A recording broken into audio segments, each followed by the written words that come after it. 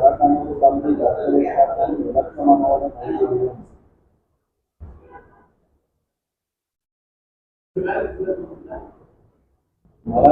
தம்பி சத்துருக்கணமும் இலக்கமனோட மைதிலையும் இரவனும் பகலும் துதி செய்ய நின்ற ராவணாந்தகன எம்மானை புறவமே தமிழும் குளிர் பொழிலோடு உயிரோடு மயில்கள் நின்றாள இரவியின் கதிர்கள் உலகத்து செய்தறியா திருவல்லை கேணி கண்டேனும்.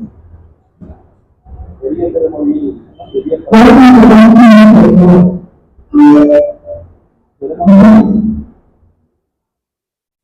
பெரிய திருமொழி எனும் புதிய பிரபந்தத்திலே திருமங்கையாழ்வார் திருவல்லிக்கேணி என்னும் திகதேசத்திற்கு பல்லாண்டு பாடுகிறார், மங்களாசாசனம் செய்கிறார்.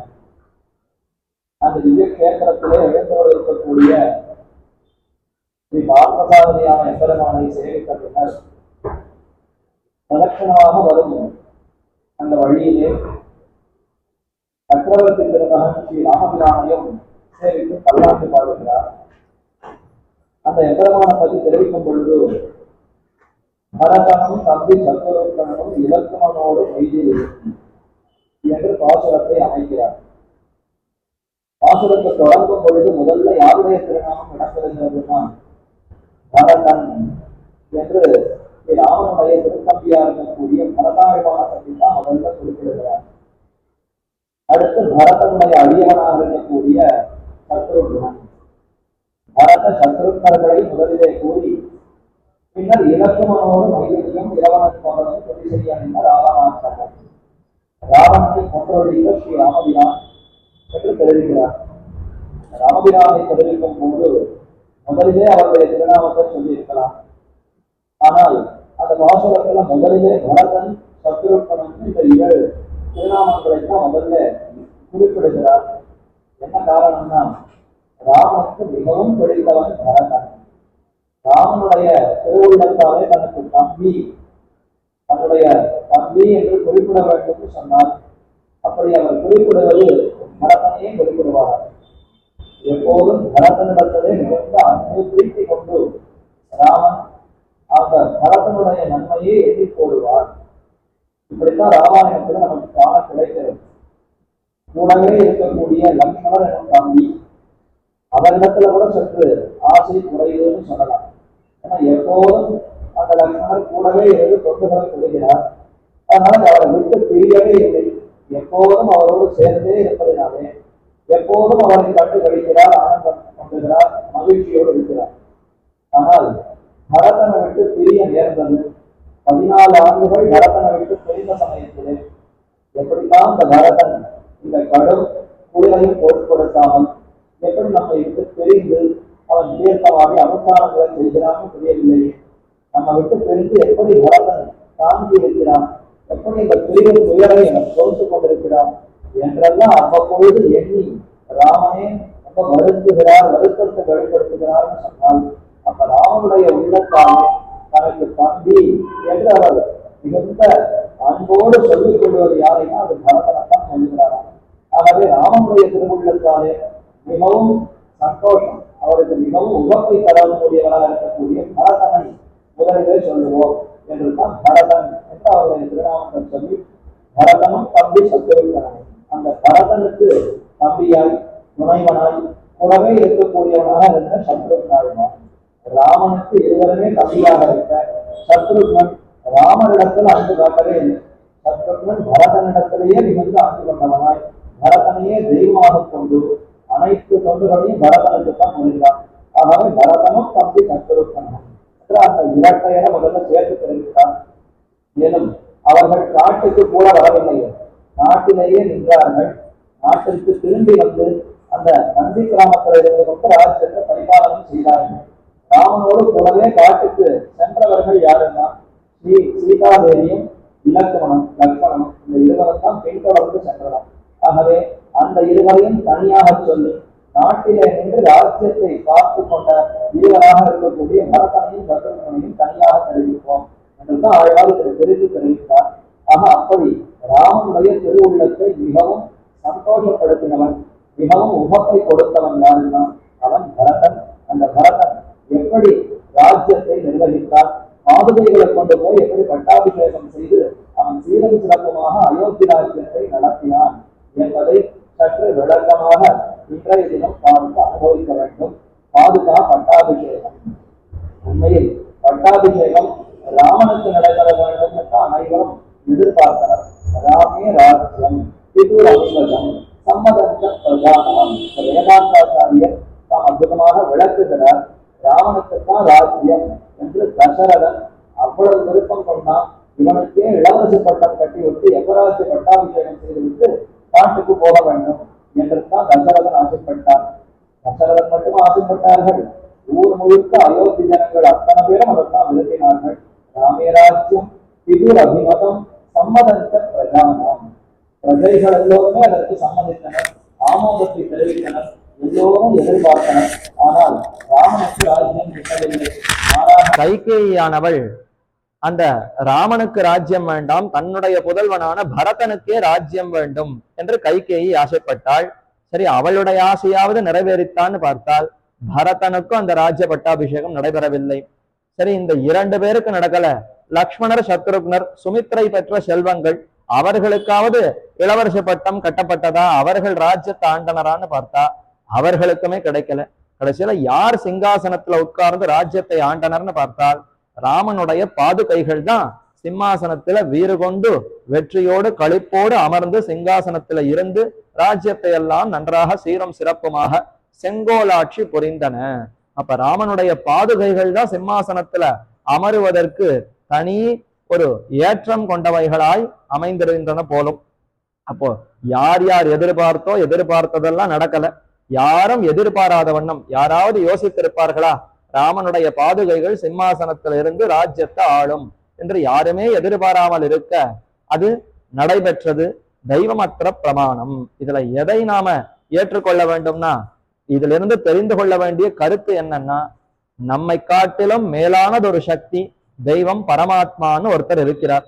அவர் என்ன நினைக்கிறாரோ, அவர் என்ன சங்கல்பிக்கிறாரோ அதுதான் உலகத்துல நடக்குமே தவிர நான் ஏதோ விரும்பினேன், இன்னொருத்தர் ஏதோ விரும்பினார், நம்முடைய விருப்பங்களுக்கு ஏற்றாற் போல உலகத்துல அனைத்தும் நடந்து விடுமானா நடக்காது. நாம விரும்பி இருந்தாலும் பரமாத்மா அதற்கு சம்மதிக்கணும், அனுமதிக்கணும். அவர் அதற்கு அனுமதித்தால் தான் அந்த காரியம் நன்றாக நடைபெறும். ஆகவே பரமாத்மாவினுடைய திருவுள்ளத்தின்படி பார்த்தால் தன்னுடைய பாதுகைகள் தான் சிம்மாசனத்தில் இருக்க வேண்டும் அவர் சங்கல்பித்தார் போலும். ஆகவே ராஜ்யம் ராமனுக்கும் கிடைக்கல, லக்ஷ்மணர் சத்ருக்னர் அவர்களுக்கும் கிடைக்கல, பரதனுக்கும் கிடைக்கல. மாறாக பாதுகைகளுக்குத்தான் ராஜ்ய ஆட்சி, அந்த பொறுப்பு, அந்த ஒரு பாக்கியம் பாதுகைகளுக்கு கிட்டியது. அதை எப்படி நடைபெற்றது என்பதை விளக்கமாக பார்க்க வேண்டும். குகனோடு தோழமை கொண்டார் ராமன் என்பதை பார்த்தோம். அங்கேயே படுத்து உறங்கினார். பின்னர் அடுத்த நாள் விடிகாலை எழுந்து இங்கிருந்து புறப்பட வேண்டும், இங்கேயே தங்க முடியாதுன்னு குகனிடத்துல விடைபெற்று கொண்டு, நீ ஒரு படகை கொண்டு வா, படகுல ஏறி அமர்ந்து கொண்டு அக்கறைக்கு போகிறேன். அந்த பக்கம் பரத்வாஜ ரிஷி அவருடைய ஆசிரமம் இருக்கிறது, அங்கு சென்று அந்த ரிஷிகளை எல்லாம் வணங்க வேண்டும். மேற்கொண்டு அப்படி காட்டுக்குள்ளே சென்று அங்கு வாழ வேண்டும். இந்த இடத்துல உன்னோடு சேர்ந்து வாழ்ந்தால் நாட்டில் இருப்பவர்கள் எல்லாம் தெரிந்து கொண்டு வந்து விடுவார்கள். அப்படி இருக்கக்கூடாது, தனித்து காட்டுல வாழ வேண்டும்னா கைகேயி என்னிடத்துல சொல்லி இருக்கிறாள். அவள் அப்படித்தான் தசரதன் இடத்துல வரம் வாங்கி இருக்கிறாள். ஆகவே இங்க தங்க முடியாத குஹா, எங்களுக்கெல்லாம் நீ விடை கொடுத்து அனுப்ப வேண்டும்னு சொல்ல, சரின்னு படகை எடுத்து கொண்டு வந்தார். படகுல ஏறி அமர இக்கரையிலிருந்து அக்கறைக்கு கொண்டு போய் குகன் கொண்டு போய் விட்டார். சுமந்திரன் அது வரைக்கும் கூடவே இருந்தார். சுமந்திரன் என்பவர் தசரதனுடைய மந்திரி. அவர் தான் ரதத்தை கொண்டு வந்து ரதத்துல ராமனையும் சீத்தையும் லக்ஷ்மணனையும் ஏற்றிக்கொண்டு காட்டுக்கு கொண்டு வந்து விட்டவர். இவர் மீண்டும் வந்து விடுவார். காடெல்லாம் ராமனால ரொம்ப நாள் வசிப்பதற்கு தகுதியானது அல்ல. அவன் சுந்தரன், சுகுமாரன், ரொம்ப மென்மையானவன், எப்போதும் அரசியலங்குமரனாய் போகங்கள் அனுபவித்தவன். இன்று திடீரென்று காற்றில போய் காட்டுல காய்கனிகளை உண்டு வாழ வேண்டும்னா ரொம்ப கஷ்டமா இருக்கும். 2 நாள் பார்ப்பான், 3வது நாள் இதெல்லாம் நமக்கு பொருந்தாது, நாட்டுக்கே போய்விடலாம் என்று மனது மாறி சுமந்தரா தேரை கொண்டு வான்னு சொன்னா எங்க நமக்கு காதுல விழ வேண்டுமே, அதனால அங்கேயே இருப்போம்னு சொல்லி குகனுடைய இருப்பிடத்திலேயே சற்று 2-3 தினங்கள் காத்து கொண்டிருந்தானாம். ஆனால் அவன் எதிர்பார்ப்பின்படி ராமன் எதுவும் கேட்கவே இல்லை, கூப்பிடவும் இல்லை. ராமன் அக்கறைக்கு போனார். பரத்வாஜ ஆசிரமத்தில் அவரை வணங்கினார். பரத்வாஜர் இப்படி ராமன் எழுந்தருள் இருக்கிறாரேன்னு ஒரு பக்கம் சந்தோஷம், இன்னொரு பக்கம் ராஜ்யத்தை இழந்தவராய் வந்திருக்கிறாரேன்னு மிகவும் வருத்தம். ஆனாலும் தன்னுடைய ஆசிரமத்துக்கு அழைத்து அவருக்கு வேண்டிய உபச்சாரங்களை செய்து விருந்தோம்பல் செய்து அவருக்கு எல்லா உண்டான தொண்டுகளையும் புரிந்தார். அடுத்து தெரிவிக்கிறார், இங்கிருந்து நீர் இன்னும் அருகே போனால் சித்திரக்கூட்டம்னு ஒரு அழகான இடம் இருக்கு. ரம்யமான இடம், பொழில்கள் சூழ்ந்திருக்கக்கூடிய இடம், நிறைய அருவிகள், குளங்கள், தீர்த்தங்கள் இருக்கக்கூடிய இடம். அங்கு போய் பர்ணசாலை அமைத்து அங்கு வாழ்வாய். அங்கேயத்தான் வால்மீகியினுடைய ஆசிரமம் இருக்கிறது. இப்ப இந்த ராமாயணத்தை இயற்றியவரே வால்மீகி ரிஷி தானே, அவருடைய ஆசிரமம் அங்குத்தான் இருக்கிறது. அப்ப ராமன் முன்பே வால்மீகியை பார்த்திருக்கிறார். பார்த்த பிற்பாடு பின்னர் வால்மீகி ராமாயணத்தை இயற்றினது லவகுஷர்கள் பிறந்த பிற்பாடு இயற்றி இருந்தாலும் முன்பே ராமன் காட்டுக்கு வருகிற சமயத்திலேயே வால்மீகி ஆசிரமத்துல வால்மீகியை சந்தித்திருக்கிறார். ஆக வால்மீகியும் சந்தித்து விட்டு அருகேயே நீ வசிப்பதற்கு தகுதியான இடம் இருக்கிறதுன்னு பரத்வாஜர் சொல்ல, ராமனும் சீதையும் லக்ஷ்மணரும் அங்கிருந்து விடைபெற்று கொண்டு வால்மீகியும் சேவித்து வணங்கி அங்கிருந்து அருகே சென்றார். சித்திரகூடத்தில் அழகான ஒரு பர்ணசாலையை கட்டுன்னு லக்ஷ்மணருக்கு விதித்தார். நீ பார்த்து உனக்கு எந்த இடம் நன்னா பிடித்திருக்கிறதோ, ரொம்ப சந்தோஷமா இருக்குமோ, அந்த இடத்துல ஒரு பர்ணசாலை குடிலை கட்டு, ஆசிரமத்தை கட்டு, அங்கு நான் வாழ்கிறேன்னு லக்ஷ்மணரிடத்துல ராமர் தெரிவித்தார். உடனே லக்ஷ்மணர் அழ ஆரம்பித்தார். ஐயோ, இப்படி ஆகிவிட்டதே, நம் தலையில ஒரு சுவாதந்திரியத்தை வைத்து விட்டாரே. நீ பார்த்து உனக்கு எந்த இடம் பிடிக்குமோ அந்த இடத்துல குடிசையை கட்டு, குடிலை கட்டுன்னு சொல்லலாமோ? ராமன் தனக்கு எங்க இஷ்டம் பிடிக்குமோ அந்த இடத்துல குடில் ஆசிரமத்தை அமைக்கணும்னு சொல்லணுமா? உனக்கு எங்க பிடிக்குமோ அந்த இடத்துல நீ கட்டுவாய் என்று லக்ஷ்மணர் இடத்துல இப்படி சொல்லலாமோ? ராமன் தானே எஜமானர். எஜமானர் தனக்கு எங்கு பிடிக்குமோ, தனக்கு எங்கு சந்தோஷம் உகப்பு தருமோ அந்த இடத்த லக்ஷ்மணருக்கு காட்டி இங்க கட்டுவாய், இப்படி கட்டுவாய்னு ஆணையிடணும், விதிக்கணும். அந்த ஆணையின் பேரு லக்ஷ்மணர் பர்ணசாலை கட்டணமே தவிர, லக்ஷ்மணா உனக்கு எங்க பிடிக்குமோ, உனக்கு எப்படி சௌரியமா இருக்குமோ அப்படி நீ கட்டுன்னு சொன்னால் நமக்கு ஏதோ ஒரு ஆனந்தம், நமக்கு சேவகன் தொண்டனுக்கு ஏதோ ஒரு தனி சந்தோஷம்னு ராமர் பார்க்கிறாரே, பிரிக்கிறாரே, அது கூடவே கூடாதே. பரமாத்மாவினுடைய சந்தோஷம் தான் ஜீவாத்மாவுக்கு சந்தோஷமே தவிர, எஜமானருடைய உகப்பு தான் தொண்டனுக்கு உகப்பா இருக்க வேண்டுமே தவிர, எஜமானருக்கு வேறு இடம் சந்தோஷம், தொண்டனுக்கு வேறு சந்தோஷம்னு இருக்கக்கூடாதே. இதையத்தான் நம்மாழ்வாரும் பிரார்த்தித்தார். எம்மா வீட்டு திறமம் செப்பம் நின் செம்மா பாதபற்பு தலைசேர் தொல்லை கைமா துன்பம் கடிந்தபிரானே அம்மா அடியேன் வேண்டுவது ஈதே. நம்மாழ்வார் முதல் திவ்ய பிரபந்தத்திலேயே பெருமானுடைய திருவடிகளை பற்றி பிரார்த்தித்தார். எனக்கு இப்போதே இந்த விண்ணப்பத்தை ஏற்றுக்கொண்டு பரமபதத்தை கொடுக்க வேண்டும். ஆனாலும் பெருமான் உடனே முக்தி கொடுக்கவில்லை. இப்பொழுதுதான் பாசுரத்தை தொடங்கி இருக்கிறீர். திவ்ய பிரபந்தங்கள் உம்மாலே உலகத்துக்கு வெளிவர வேண்டும்னு தான் நம்ம பிறப்பித்திருக்கிறோம். அதற்குள்ள எப்படி முக்தி கொடுக்க முடியும்? சற்று ஆரியிரும் திவ்ய பிரபந்தங்களை பாசுரங்களை பாடும், பின்னர் வரலாம்னு அப்படி காலத்தை தள்ளி கொண்டு போனார். உடனே கொடுக்கவில்லை. ரொம்ப வலியுறுத்தி பெருமானிடத்துல கேட்டு பிரார்த்தித்தார், நீ கொடுக்க வேண்டும்னு. சரி போ கொடுக்கிறேன்னு பெருமானும் சற்று முகம் சுழித்து கொண்டு கொடுக்கிறா போலே. சரி உனக்கு கொடுத்து விட்டோம், பராபதம் தந்தோம் அப்படின்னு வார்த்தை சொல்ல வந்தாராம். அப்ப பெருமானுடைய முகத்தை பார்த்து, இப்படி நீ ரொம்ப கோபப்பட்டு ஆவேசப்பட்டு ஏதோ இவன் தொந்தரவு பண்றான், அடிக்கடி கேட்டுக்கொண்டே இருக்கிறான், இந்த அப்படின்னு வைகுந்தத்தை கொடுப்பது நமக்கு வேண்டாம். உனக்கு இஷ்டம் இருந்தால் நமக்கு வைகுந்தத்தை கொடுக்கலாமே தவிர, இவன் ஏதோ இஷ்டப்படுகிறான், ரொம்ப விரும்புகிறான், அதனால கொடுத்தோங்கிறது நமக்கு வேண்டாம். நீரே எப்ப சந்தோஷப்படுகிறீரோ அப்பொழுது கொடும். அது வரைக்கும் இதை மட்டும் செய்யும். எம்மா வீட்டு திறமம் செப்பம் நின் செம்மா பாதவர்ப்பு தலை சேர் தொல்லை. நீ கொடுக்கக்கூடிய பெரிய அந்த மோட்சானந்தம் பராபதமாகிற பெரு வீடு நமக்கு வேண்டாம். நமக்கு வேண்டாம்னா நான் ஆசைப்பட்டு பெற்றேன் என்பது கூடாது. பெருமானா ஆசைப்பட்டு இப்படிப்பட்ட ஒரு ஜீவாத்மாவை இந்த லோகத்துல தவிக்க விடலாமா? இந்த சொத்து நம்முடையதன்றோ, நாமே இத்தை பெறுவோம்னு ஆசைப்பட்டு பெறும்போது பெரு. அது வரைக்கும் இப்போ என்னுடைய பிரார்த்தனைக்காக நீ அழைத்து கொண்டு போகவே வேண்டாம். ஆனால் ஒன்று செய், உன்னுடைய அழகான அந்த தாமரை போன்ற திருவடிகளை நம்முடைய தலையாலே தரிக்கும்படி செய். என் தலையும் உன்னுடைய திருவடிகளும் சேர்ந்திருக்க வேண்டும். நின் செம்மா பாத பற்பு தலை சேர்த்து நான் உன்னுடைய அடியவன் என்பதை நன்றாக நீ நிலைநாட்டுவதற்கு எப்போதும் உன்னுடைய திருவடிகளை என் தலையால தரிக்கும்படியாக நீ செய்வாய். அதை இப்போது செய். பின்னர் எப்பொழுது நீ முக்தி கொடுக்க வேண்டுமோ, மோட்சம் கொடுக்க வேண்டுமோ அப்பொழுது கொடு என்று தான் நம்மாழ்வார் பிரார்த்தித்தார். ஏன்னா நமக்கு தனி ஆனந்தம்ங்கிறது கூடாது. சேஷத்துவமுடைய ஜீவாத்மா, பாரதந்திரியமுடைய ஜீவாத்மாவுக்கு பரமாத்மாவுக்கு எது சந்தோஷமோ ஆனந்தமோ அதைத்தான் தான் சந்தோஷமாக கருத வேண்டுமே தவிர, எனக்கு விருப்பம் எனக்கு இஷ்டம்னு ஒண்ணு பிரார்த்தித்து பெறுவதே கூடாது. அதே போலத்தான் இப்ப லக்ஷ்மணர் பிரார்த்திக்கிறார். ஐயோஹோ, என் தலையில நீ சுதந்திரத்தன்மையை வச்சு நீ சந்தோஷப்படுமா போல கட்டுன்னு சொல்லிட்டாயே, நான் சந்தோஷப்படுவதுங்கிறதே ஒண்ணு கிடையாது ராமா. நீ சந்தோஷப்பட்டால் நான் சந்தோஷப்படுவேன், உனக்கு எது உகப்போ அதுதான் நமக்கு உகப்பு. நீ பார்த்து இந்த இடம் நன்றாக இருக்கிறது கட்டுன்னு சொன்னால் அங்கு கட்டுவேனே தவிர நம் தலையில இந்த மாதிரி சுதந்திரத்தன்மையை வைக்கக்கூடாதுன்னு மன்றாடினார், பிரார்த்தித்தார். சரி, என்ன அழகா தன்னுடைய பாவத்தை வெளிப்படுத்தியிருக்கிறான் என்று லக்ஷ்மணரிடத்துல அழைத்து வந்து சரியான இடத்தை பார்த்து இந்த இடத்துல ஆசிரமத்தை கட்டுவாய்ன்னு சொன்னார். இன்னென்ன மாதிரி கட்டு, ஒரு வரவேற்பறை இருக்கணும், விருந்தினர்கள் ரிஷிகள் வந்தா அவர்களை அமர வைக்க வேண்டும், தனியா திருவாராதனம் பண்ணுவதற்குன்னு ஒரு உள் இருக்க வேண்டும், மேலே தீர்த்தமாடுவதற்கு வஸ்திரங்கள் எல்லாம் வைத்துக் கொள்வதற்கு தனியான ஒரு உள் இருக்க வேண்டும், அதே போல விருந்தோம்பல் செய்வதற்கு தனியாக அறை இருக்க வேண்டும், படுத்து உறங்குவதற்கு தனியாக அறை இருக்க வேண்டும் என்று இந்த மாதிரி அந்த பர்ணசாலை அந்த ஆசிரமத்துக்குள்ள என்னென்னலாம் இருக்க வேண்டும், குடிலுக்குள்ளே இருக்க வேண்டும்னு அத்தனையும் சொன்னார். லக்ஷ்மணரும் அத்தனையும் கேட்டு ரொம்ப அற்புதமாக அந்த பர்ணசாலையை கட்டி முடித்தாராம். கட்டி முடித்த பிற்பாடு வாஸ்து சாந்தி ஹோமங்களை எல்லாம் செய்து ராமன் உள்ளே போய் பார்க்கிறார். எல்லா இடங்களையும் பார்க்கிறார். நாம மனசுல எப்படியெல்லாம் நினைத்திருந்தோமோ அத்தனை அப்படியே கட்டி இருக்கிறாரே என்ன ரொம்ப ஆச்சரியப்பட்டு சந்தோஷப்பட்டு கண்கள்ல நீர் பெருகி, பாவஜ்ஞேன கிருதஜ்ஞேன தர்மஜ்ஞேன ச லக்ஷ்மண துவயா புத்திரேன பித்ருமான் நசம்பிருத்த பிதாமம என்று ஆற கட்டி கொண்டு அணைத்து கொண்டு அவரிடத்துல இந்த வார்த்தையை தெரிவித்தாராம். ஹே லக்ஷ்மணா, நீ செய்திருக்கக்கூடிய தொண்டு கைங்கரியம் எனக்கு அத்தனை மகிழ்ச்சிகரமா இருக்கிறது. ராமன் பல அறைகளையும் கட்டணும்னு சொன்னார்.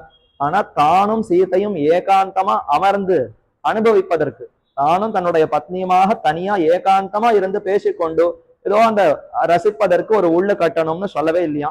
ஆனா லக்ஷ்மணர் அதை தன்னுடைய மனத்திலே கொண்டு, இது அவர் சொல்லல, இருந்தாலும் ராமனுக்கும் சீதைக்கும் தனியாக ஏகாந்தமாக இருப்பதற்குன்னு ஒரு உள்ளு கட்டித்தர வேண்டும் என்று அந்த பர்ணசாலைக்குள்ளேயே அதற்குன்னு ஒரு தனி பிரிவாக ஒரு அறையும் சேர்த்து கட்டியிருந்தாராம். அதை பார்த்துட்டு தான் கண்கள்ல நீர் பெருகி, எனக்கு தந்தை மறிக்கவில்லை, எனக்கு தந்தை போனதாகவே இல்லை, தந்தையை விட்டு பிரிந்திருக்கிறேங்கிறதே நான் சொல்லல, ஆனால் நீ இருக்கிறாயே, நீயே எனக்கு தந்தையாக இருக்கிறாய்னு லக்ஷ்மணர் அப்படி ஆற தழுவி கொண்டாராம். அப்ப தந்தையை விட்டு பிரிந்திருக்கிறேங்கிற துன்பம் கூட எனக்கு இல்லை லக்ஷ்மணா, நீ இருப்பதினாலே உன்னையே நான் தந்தையாக வரித்திருக்கிறேன், உனக்குத்தான் தந்தை போயிருக்கிறாரு தவிர நமக்கு தந்தையே இழக்கவில்லை என்று லக்ஷ்மணர் ஆழ தழுவி கொண்டாராம். இது இப்படி வசித்துக் கொண்டிருக்கிறார்கள் சித்திரக்கூட்டத்திலே. இன்னொரு பக்கம் பரதனை அழைத்து வர வேண்டும் என்று கைகேயி அவர்கள் எல்லாம் சொல்லிக் கொண்டிருந்த சமயத்திலே சுமந்திரன் அவர் திரும்பி வந்து செய்திகளை சொல்லுகிறார். குகனோடு சேர்ந்து 3-4 தினங்கள் காத்திருந்தார். ஆனா ராமன் ஒன்னும் திரும்பி அழைப்பதாக செய்தி ஒன்னும் வரவில்லை. சரி, புறப்படுவோம், நாட்டுக்கு போய் செய்தி சொல்லுவோம்னு சுமந்திரன் தேரையெல்லாம் ஓட்டிக்கொண்டு மீண்டும் அயோத்திக்கு திரும்பி தசரதன் கைகேயி மொத்தமுண்டான பத்தினிமார்களை எல்லாம் பார்த்து செய்தியை சொல்லுகிறார். ராமன் லக்ஷ்மணர் சீதா அவர்கள்லாம் உங்களுக்கு இந்த செய்திகளை சொல்ல சொன்னார்கள். ராமன் கையை கூப்பி கொண்டு, தந்தையை பார்த்தால் கீழே விழுந்து வணங்கு, நானே வணங்கினதாக சொல்லி அவரை நன்றாக பார்த்து கொள்ள சொல், ஆரோக்கியத்தை பார்த்து கொள்ள சொல், ராஜ்யத்தை எல்லாம் பரதனுக்கு ஒப்புவித்து உடனே காட்டுக்கு போக வேண்டாம், ஏன்னா சின்ன குழந்தை பரதன், அவனுக்கு நிறைய பயிற்சி கொடுக்க வேண்டும், கூடவே இருந்து எப்படி ராஜ்யத்தை நடத்த வேண்டும்ங்கிறத எல்லாம் சொல்லி கொடுத்து பின்னர் அவர் தன்னுடைய காரியத்தை பார்க்கும்படியாக சொல்லும். இதெல்லாம் ராமன் பரதனுக்கு அவனுக்கு பயிற்சி கொடுக்க வேண்டும்னு தசரதனிடத்துல செய்தி சொல்லும்படியாக சுமந்திரனிடத்துல சொல்லி அனுப்பினார். அடுத்து கௌசலை முதலான மாதாக்களுக்கு தகப்பனார ரொம்ப ஆசுவாசப்படுத்தி பார்த்து கொள்ளணும், ஏன்னா என்னுடைய பிரிவினாலே அவர் மிகவும் துயரப்படுவார், தாய்மார்களும் துயரப்படுவார்கள், என்னுடைய பிரிவை மனசிலே கொள்ளாமல் பரதன் சத்ருக்னன் அவர்களை குழந்தைகளாக பாவித்துக் கொண்டு தந்தையாரா இருக்கக்கூடிய தசரதனை கூடவே இருந்து நன்றாக பார்த்து கவனித்துக் கொள்ள சொல், இது தாயாருக்கு சொல்லி அனுப்பினார். அதே போல பரதன் வந்தால் அவனையும் சீரம் சிறப்புமாக ராஜ்யத்தை நன்றாக நடத்தும்படியாக பார்த்து கொள்ள சொல்லு என்று இந்த செய்திகளை எல்லாம் ராமன் சொல்லி அனுப்பினார். அடுத்து சீதையின் இடத்துல ஏதான செய்தி இருக்கான்னு கேட்டால் அவள் வாயே திறக்கலையாம். அப்படியே வார்த்தைய கொட்டணும்னு பார்த்தால் அழுகதான் வருது, ஒன்னும் பதில் சொல்ல முடியாமல் ஏதும் சொல்ல முடியாமல் அழுது கிடந்தாள். ஏன்னா அவள் வளர்ந்ததோ ஜனக குலத்திலே, புகுந்ததோ பெரிய தசரதனுடைய அரண்மனைக்கு மாட்டு பெண்ணாக, ரெண்டையும் விட்டுட்டு இப்ப நடு காட்டுலன்னும் இருக்கிறாள். இப்படி ஒரு நிலை வந்ததேன்னு அவள் நினைத்து பார்த்தாள். பேசுவதற்கு வார்த்தைகள் ஒன்றும் வரல, திக்கு திக்கு அழுதாள். சரி, ஒன்றும் இல்லைன்னு அவரிடத்துல நகர்ந்து லக்ஷ்மணன் இடத்துல கேட்டாராம். சுமந்திரன், உன்னுடைய தந்தைக்கு என்ன சொல்ல வேண்டும், செய்தி என்ன இருக்கிறதுன்னு கேட்க, தந்தையை தந்தையாக மதிக்கவில்லை, அந்த தந்தையை துறந்து விட்டேன்னு சொல், எனக்கும் அவருக்கும் இருக்கக்கூடிய உறவே போய்விட்டது என்று சொல்லிவிடு, எனக்கு தாயும் தகப்பனும் சேலை கண்ணியரும் பெரும் செல்வமும் நன்மக்களும் மேலா தாய் தந்தையும் ராமனே, பிதா புத்ரா எல்லாமே எனக்கு ராமனோடு இருக்கிறதே தவிர ராமனே எனக்கு தந்தை, சீதையே எனக்கு தாய், இந்த காடே எனக்கு அயோத்தியை தவிர நான் அயோத்தியும் துறந்து விட்டேன், என்னுடைய தாய் தகப்பனையும் திறந்து விட்டேன்னு அவருக்கு செய்தியை போய் சொல்லிவிடு என்று லக்ஷ்மணர் சொன்னார். இதையெல்லாம் கேட்டு குறித்து கொண்டு சுமந்திரன் தசரதனிடத்துல வந்து சொல்லுகிறார். இன்னும் தசரதனுக்கு பிராணன் போகல, அவருக்கு அப்படியே பிராணனை விடுகிற அந்த கடைசி சமயத்துல தான் துடித்து கொண்டு ஐயோ ராமன் விட்டு பிரிந்தானேன்னு ரொம்ப சிரமப்பட்டு கொண்டு கஷ்டப்பட்டு கொண்டு கிடக்கக்கூடிய நிலை. அந்த நிலையில இப்ப சுமந்திரன் வந்து நின்ற உடனே தசரதனுக்கு சற்று தெம்பு வந்ததாம். ஓ, சுமந்திரன் நல்ல வேளை திரும்பி விட்டான், நான் தான் ஏதோ கொடுங்கோல் புரிந்தவனாக கொடுமைக்காரனாக ராமனை காட்டுக்கு அனுப்பி இருந்தாலும் சுமந்திரன் அப்படி அனுப்பாமல் ஒருவேளை மறுபடியும் ராமனை கொண்டு வந்து விட்டானோ என்னமோ என்ற எதிர்பார்ப்போடு நீயாவது ராமனை சமாதானப்படுத்தி அழைத்து கொண்டு வந்தாயான்னு சுமந்திரனிடத்துல கேட்கிறார். இல்ல தசரதா, அவர் கண்டிப்பா நீ சொன்ன வார்த்தையை கடைபிடிப்பேன்னு சொல்லி காட்டுக்குத்தான் புறப்பட்டு விட்டார். ஆகவே அவர் பிரிந்து போய்விட்டார், உமக்கு சொல்ல வேண்டிய செய்திகள் இவை என்று சொன்னாராம். ராமன் சொல்லி அனுப்பின செய்தியை சொன்னார். சீதை ஒன்றும் சொல்ல முடியவில்லை, அதனால அவர் ஏதும் தெரிவிக்கவில்லைன்னு சொல்லி லக்ஷ்மணர் சொன்ன வார்த்தையை ரொம்ப மறக்காமல் சொன்னாராம். உன்னுடைய புதல்வன் லக்ஷ்மணன் இருக்கிறானே, அவன் முக்கியமா இதை சொன்னான், உன்னை தந்தையாகவே மதிக்கவில்லை, உன்னை துறந்து விட்டேன் என்று சொன்னார்னு அத்தோட சொல்லி நிறுத்தினாராம். அப்போ தசரதன் ரொம்ப சந்தோஷப்பட்டான. பரவாயில்லையே, இந்த லக்ஷ்மணரை பெற்றுத்தான் நான் பிள்ளைய பெற்றேங்கிற அந்த வருத்தமே எனக்கு போச்சு. இது நாள் வரைக்கும் ராமனை பிள்ளையாக பெற்றேன், சிறந்த மகனை பெற்றிருக்கிறேன்னு சந்தோஷப்பட்டிருந்தார். ஆனால் இப்ப அந்த சந்தோஷம் கூட குறைந்து போய் இப்படி லக்ஷ்மணரை சொல்லி இருக்கிறாரு, இவரை பெற்றுத்தான் நான் பிள்ளைய பெற்றேங்கிற அந்த இழந்திருந்தேங்கிற அந்த வருத்தமே போயிட்டு என்று சொன்னாராம். இல்லையே, உன்னை தந்தையாகவே மதிக்கவில்லைன்னு தானே லக்ஷ்மணர் சொல்லி இருக்கிறார்னா அதுதான் வேணும்.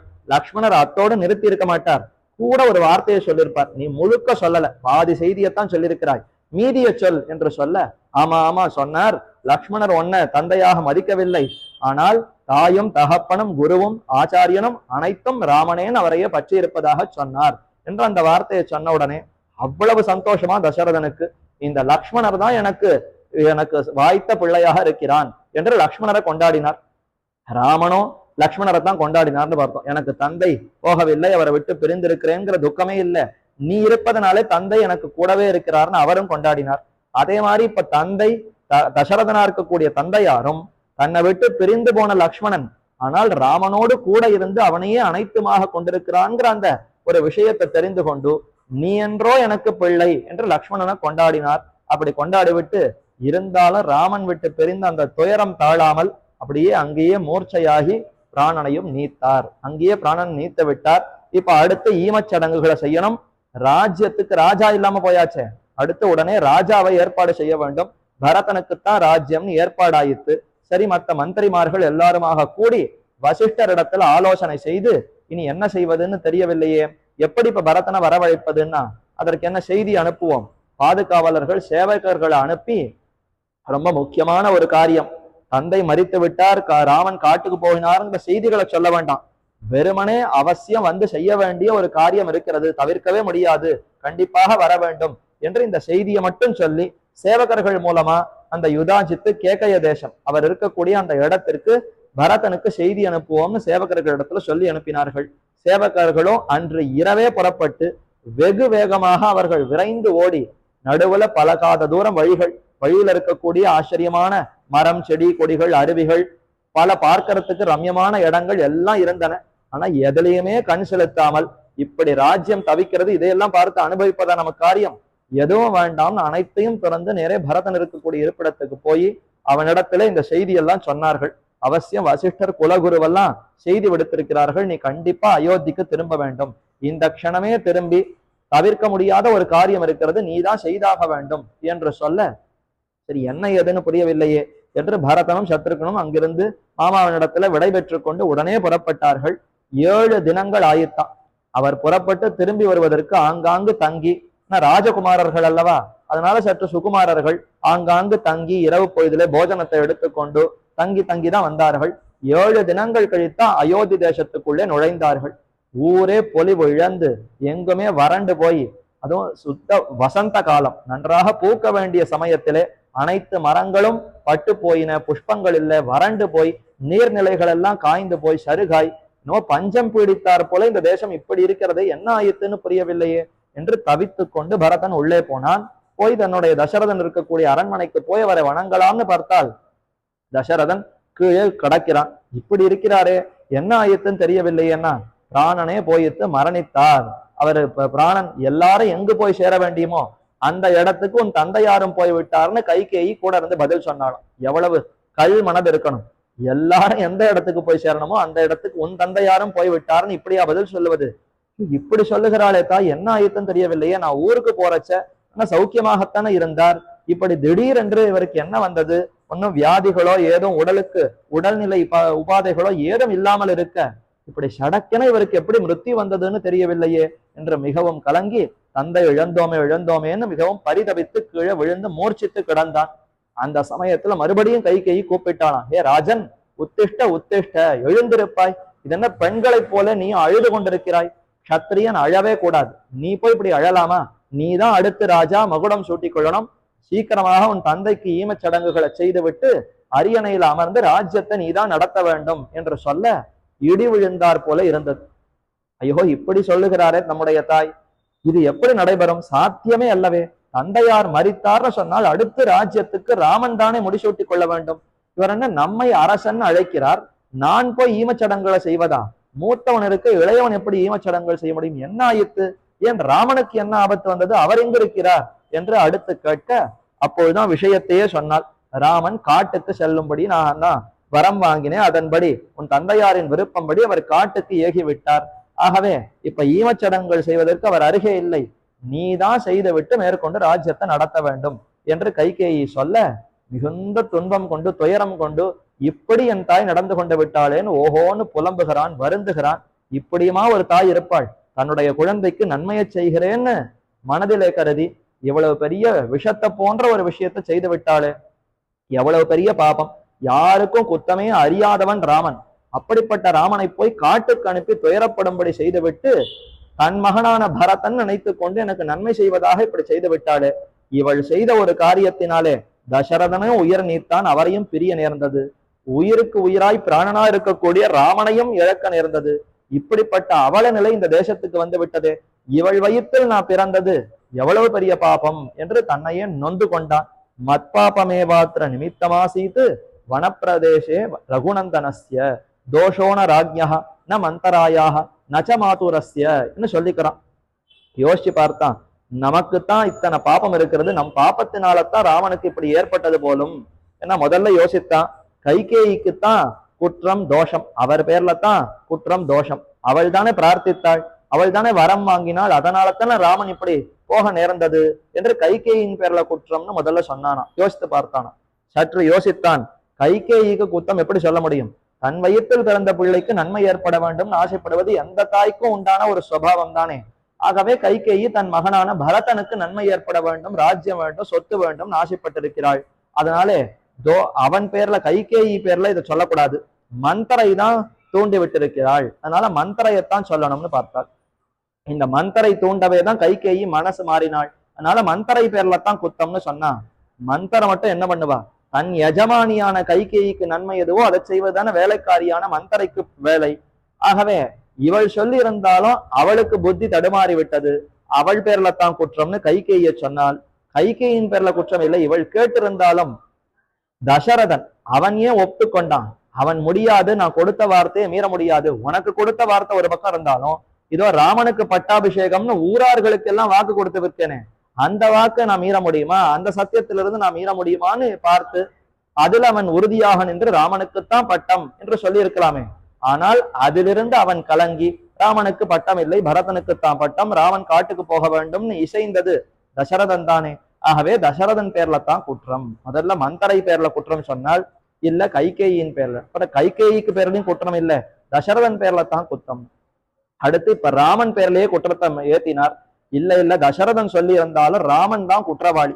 தந்தையே நீ ராஜ்யத்தை கொடுக்கிறாயா, இல்லைன்னா உன்னை சிறை வைத்து விட்டு நானே ராஜ்யத்துல ஏறி அமரட்டுமா என்று ராமன் கேட்டிருக்கணுமா? அப்படி போய் ராமன் கேட்பரா? தந்தை சொல்லையே அப்படியே வேதமாக கொண்டு நடப்பவன் ராமன். அவன் போய் தந்தையே சிறை வைத்து விட்டு நான் ராஜ்யத்தில் ஏறி அமருகிறேன்னு என்னைக்கு சொல்லுவான்? தர்மமே உருவான ராமன் அப்படி ஒரு காலம் செய்ய மாட்டான். ஆகவே ராமன் பேரலையும் குத்தம் சொல்ல முடியாது. அப்ப யார் பேர்ல தான் குத்தம்னா என் பேர்ல தான் குத்தம். பரதன்கிற நான் ஒருத்தன் பிறவி எடுத்ததுனாலதான் கைகேயி எனக்கு தாயாக ஆனால், கைகேயி என்னுடைய நன்மைக்காக ராஜ்யம் வேண்டும்னு யாச்சித்தாள். நான் மட்டும் பிறக்கவே இல்லைன்னு சொல்லியிருந்தாள் கைகேயி யாரை குறித்து இந்த ராஜ்யத்தை வாங்கி இருப்பாள். ஆகவே நான் பிறந்ததுனாலேயே என் குற்றத்தினாலேயே தான் இது அத்தனையும் நடைபெற்றது என்று மிகவும் வருந்தி அழத்தி கொண்டு ஓஹோன்னு அப்படியே மயங்கி மயங்கி அடிக்கடி இதை நினைத்து கொண்டு எந்த காரியத்தையும் செய்ய முடியாமல் தழுதழுத்து போய் கீழே கிடந்தான். அதே சமயத்துல வசிஷ்டர் முதலான ரிஷிகள் மந்திரிகள் எல்லாம் கூடி இப்படியே இருந்தா ராஜ்யத்துக்கு ஆபத்து வந்துடும். ஏன்னா ராஜா இல்லாத ராஜ்யம் ரொம்ப ஆபத்துக்கு உரியது. எதிரி மன்னர்கள் எல்லாம் காத்துருப்பா, வந்து உடனே சூறையாடி விட்டு ராஜ்யத்தையே நாசமாக்கி விடுவார்கள். அதனால அப்படி இருக்கக்கூடாது. இந்த ராஜ்யத்துக்கு அடுத்து முடிசூட்டி கொண்டு அரசாள வேண்டும். முதல்ல தந்தையாருக்கு செய்ய வேண்டிய சடங்குகளை செய்ய வேண்டும் என்று பரதனை சமாதானப்படுத்தி உடனே செய்ய வேண்டிய சடங்குகளை சத்ருக்னாழ்வானையும் பரதாழ்வானையும் வைத்துக் கொண்டு அத்தனையும் செய்து முடித்தார்கள். கண்ணும் கண்ணீருமா அத்தனை காரியங்களையும் ராமன் செய்ய வேண்டியிருக்க நான் செய்கிறோமே என்று மிகவும் வருத்தத்தோடு அத்தனை காரியங்களையும் செய்து முடித்து தசரதன் எண்ணத்து புலம்பினான். அவனை விட்டு பிரிந்தோமே என்ற அந்த துயரம். அதிலிருந்து சற்று மீளலாம்னு பார்த்தா ராமனுடைய பிரிவு அதற்கு மேலேயும் இன்னும் வருத்தத்தை கொடுத்தது. இரண்டையும் நினைத்து பார்த்து ஆலோசித்தவன் இனி இங்க இருக்க முடியாது. நாமும் மான்தோல் மர உரியத்தான் நாமும் தரிக்கணும். எப்ப நம்முடைய மூத்தவனான ராமன் காட்டுக்கு போய் மான்தோல் மர உரிய உடுத்தி கொண்டு அவன் காட்டுல வாழ்ந்து கஷ்டப்படுகிறானோ, இளையவனான நமக்கும் அதே நிலைதான் சரியானது. நாமும் காட்டுக்கே போய் வாழ்வோம். அங்கேயே இருந்து கொண்டு மான்தோல் மர உரிய உடுத்தி கொண்டு காய் கனி கிழங்குகளை உண்டு கொண்டு ஜீவிப்போம். ராமனை எப்படியாவது சம்மதிக்க வைத்து ராஜ்யத்தை ஆளும்படி செய்து விடுவோம். இது நம்முடைய தந்தையார் என்ன சொல்லியிருந்தாலும் சரி, ஆனா நாம இதிலிருந்து மாறக்கூடாது என்று உறுதி கொண்டவனாய் கிளம்ப முற்பட்டான். அப்போ ஊரார்கள் அத்தனை பேரையும் திரட்டி கொண்டானான். நான் ஒருத்த மட்டும் போய் கேட்டால் ராமன் இசைய மாட்டார். அதனால ஊரார்கள் இத்தனை பேரும் திரண்டு வாருங்கள். இத்தனை பேரும் போய் காலை கட்டி கொண்டு சரணாகதி பண்ணி பிரார்த்தித்தால் அவன் மீறமாட்டான். சரணாகத ரக்ஷகன், சரணாகத வத்சலன், வந்து கேட்பவர்களுடைய கோரிக்கையை நிறைவேற்றுபவன் ராமன். ஆகவே அவசியம் போய் நாம எல்லோரும் ராமன் இடத்துல பிரார்த்திக்கலாம், கிளம்புங்கள்னு சொல்லி ஊரார்கள் அத்தனை பேரையும் சேனையாக திரட்டி கொண்டு தன்னுடைய தாய்மார்கள் கைகேயி, கௌசலை, சுமித்திரை இத்தனை பேரையும் அழைத்து கொண்டு மந்திரிமார்கள் அழைத்து கொண்டு எல்லோருமாக புறப்பட்டனர். அப்படி புறப்பட்டு ஸ்ருங்கிபேரபுரம் குகன் இருக்கக்கூடிய இருப்பிடத்தை நோக்கி வருகிறார். ஏன்னா அது வரைக்கும் ராமன் போயிருக்கிறாருங்கிற செய்தி வந்ததுனாலே குகன் இருக்கக்கூடிய இருப்பிடத்தை நோக்கி போனா குகன் அங்க காத்துன்னு இருக்கான். இது என்ன இது, ஏதோ அயோத்தியிலிருந்து பெரிய படை திரட்டி கொண்டு வருகிறானே, யாருன்னு பார்த்தா பரதன். ஓ, அயோத்தியில இருக்கக்கூடிய பரதன் ராஜ்யத்தை ஆண்ட பிற்பாடு, கை கொண்ட பிற்பாடு இன்னும் ராமன் உயிரோடு இருந்தால் ஒருவேளை பின்னாடி திரும்பி வந்தா ராஜ்யத்தை கொடுக்க நேரிடும். அப்படி இருக்கக்கூடாது. ராமனை காட்டிலேயே முடித்து விட்டு நாமே ராஜ்யத்தை நன்றாக ஆள வேண்டும்னு ஆசை கொண்டிருக்கிறான் போலும். அதனாலதான் படையை திரட்டி கொண்டு வருகிறானா. விட்டேனா பார், இந்த குகனை ஆற தழுவிக்கொண்டு தம்பின்னு சொல்லியிருக்கக்கூடிய ராமன் அவனுக்கு ஒரு ஆபத்துன்னா நான் பார்த்து கொண்டிருக்க முடியுமா? என்னை மீறி அந்த பரதன் எப்படி போய் விடுவான்னு பார்க்கிறேன். ஒருவேளை என்னை மீறி போனால் எல்லாரும் என்னை ஏசுவார்களே, நான் வெறுமனே கிடந்தால் நாய்க்குகன் என்னை ஏச மாட்டார்களோ. ஆகவே அப்படி இருக்க மாட்டேன். என்ன ஆனாலும் சரி, என் பிராணனே போனாலும் பரதனை என்னை மீறி போவதற்கு நான் அனுமதிக்க மாட்டேன் என்று இவன் தன்னுடைய படைகளை எல்லாம் திரட்டி கொண்டு காத்து கிடந்தான். ஆனா சற்று பரதன சத்ருகனும் அருகே வர வர அவர்களுடைய தோற்றத்தை பார்த்தால் அப்படியே தபசிகளை போல மான்தோல் மரவரிகளை உடுத்தி கொண்டு கண்ணும் கண்ணீருமாய் மெலிந்து ஒண்ணுமே சோகத்துல பீடிக்கப்பட்டவர்களாக வந்தார்கள். ஐயோ, துன்பத்துல தவித்துக் கொண்டிருக்கக்கூடிய இவர்களை பார்த்தா நான் இப்படி தவறாக புரிந்து கொண்டு விட்டேன். என் புத்தியத்தான் நான் என்ன சொல்லிக் கொள்வது? ராமனுடைய தம்பியா இருக்கக்கூடிய பரதன் என்றைக்காவது ராமனை எதிர்த்து வருவனோ, நான் ஏன் இப்படி தவறாக நினைத்து கொண்டேன். அப்புறம் வருந்தினான். தன்னுடைய அந்த ஆயுதங்களை எல்லாம் கீழே விட்டு பரதனை வரவேற்றான். ஐயோ, பரதன் எப்படி இருக்கிறான்? அப்படியே ராமனை உரிச்சவனா இருக்கானே. ராமன் எப்படி இருந்தானோ அந்த அங்க அடையாளம், அந்த அழகு அப்படியே பரதன் இடத்துல இருந்துதான். இவரை பார்த்தால் ராமனை பார்த்தா போல இருக்கிறது. அதே போல ராமனுக்கு கூட இருக்கக்கூடிய லக்ஷ்மணன், அவருடைய உருவத்தை ஒத்து சத்ருக்னாழ்வான் இருந்தாராம். அவர்கள் இரண்டுமே இரட்டை குழந்தைகள் அல்லவா. அதனால லக்ஷ்மணரும் சத்ருக்னாழ்வாரும் ஒரே மாதிரி இருப்பார்கள். அந்த ஜாடையை பார்த்தா இவர்கள் ராமலக்ஷ்மணர்களே திரும்பி வந்தார்களோ என்ற அளவிற்கு அத்தனை ஒத்துமையோடு இந்த இருவரும் காணப்பட்டனர். என்ன பக்தி, என்ன பக்தி! முகம் முழுக்க அந்த சோகம். ராமனை விட்டு பிரிந்திருக்கக்கூடிய துயரத்தை தாழாமல் இப்படி வந்திருக்கிறாயே என்று பரதனிடத்துல வினவி என்ன ஆயிற்று, ஏதாயிற்று என்று விசாரித்தார். யெகோவா என்ன சொல்லுவது? நான் ஏதோ என்னுடைய மாமா வீட்டுக்கு கேக்கய தேசத்துக்கு போயிருந்த சமயத்துல என் தாய் புத்தி கெட்டவளாய் இப்படி ஏதோ பிரார்த்தித்து இவ்வளவு பெரிய அனர்த்தம் துயரம் ஏற்பட்டு விட்டது, எனக்கு ஏதுமே தெரியாது. மறுபடியும் அந்த ராமனை வந்து பிரார்த்தித்து மன்றாடி எப்படியாவது அயோத்திக்கு அழைத்து கொண்டு போக வேண்டும் என்பதற்காகத்தான் நான் வந்திருக்கிறேன்னு குகனிடத்துல பரதன் எடுத்து சொல்ல கேட்டு மிகுந்த ஆனந்தம். என்ன குணம், என்ன குணம்! இந்த உலகத்துல எப்ப நமக்கு ராஜ்யம் கிடைக்கும், நாம் ஆளுவோம், அவன் எப்ப போவான் என்று எதிர்பார்த்து கொண்டிருக்கக்கூடிய இந்த சமயத்திலே இத்தனை செல்வமும் சொத்தும் கிடைக்க பெற்றும் மூத்தவன் தான் ராஜ்யத்தை ஆளணும், இளையவன் ஆள முடியாது என்று அதிலே தர்மத்தில நிலை நின்றவனாய் இந்த பரதன் வந்திருக்கிறானே. என்ன குணம், என்ன குணம், என்ன குணம்! அத்த ராமன் கூட இந்த பரதனுடைய குணத்துக்கு ஒப்பாக மாட்டார்கள். நின்கீழ் ஆவரோ ராமன். கம்பன் தெரிவிக்கிறார், இந்த பரதனுடைய குணத்தை பார்த்தால் 1000 ராமர்கள், ஒரு பக்கம் 1000 ராமர்களை ஒரு தட்டுல வைக்கணுமா, இன்னொரு தட்டுல பரதனை வைக்கணுமா. பரதனுடைய குணத்தோடு ஒப்பிடும் பொழுது 1000 ராமர்களை ஒரு சேர சேர்த்தாலும் அந்த குணம் ஈடுகட்ட கூட முடியாது. அந்த அளவுக்கு சிறப்பாக இருக்கிறானே. என்ன தர்ம சிந்தனை, என்ன தர்ம சிந்தனை! அவசியம் வார அழைத்து கொண்டு போகிறேன். ஒரு நாள் இங்க தங்கி விட்டு போகணும். ஏன்னா ராத்திரி பொழுதாகி விட்டது. இப்ப திரும்பி ராமனை தேடி கொண்டு போக முடியாது. ராமன் இதோ இங்குதான் சயனித்து கிடந்தார், சீதை இங்கத்தான் அருகே இருந்தாள் என்று அந்த கதையெல்லாம் எடுத்து சொன்னாராம்.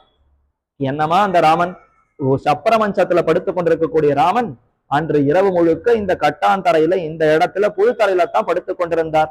என்னால் முடிந்த அளவிற்கு ஏதோ அவருக்கு ஒரு படுக்கையை சமைத்தேனே தவிர அதெல்லாம் அதற்கு ஈடாகுமா?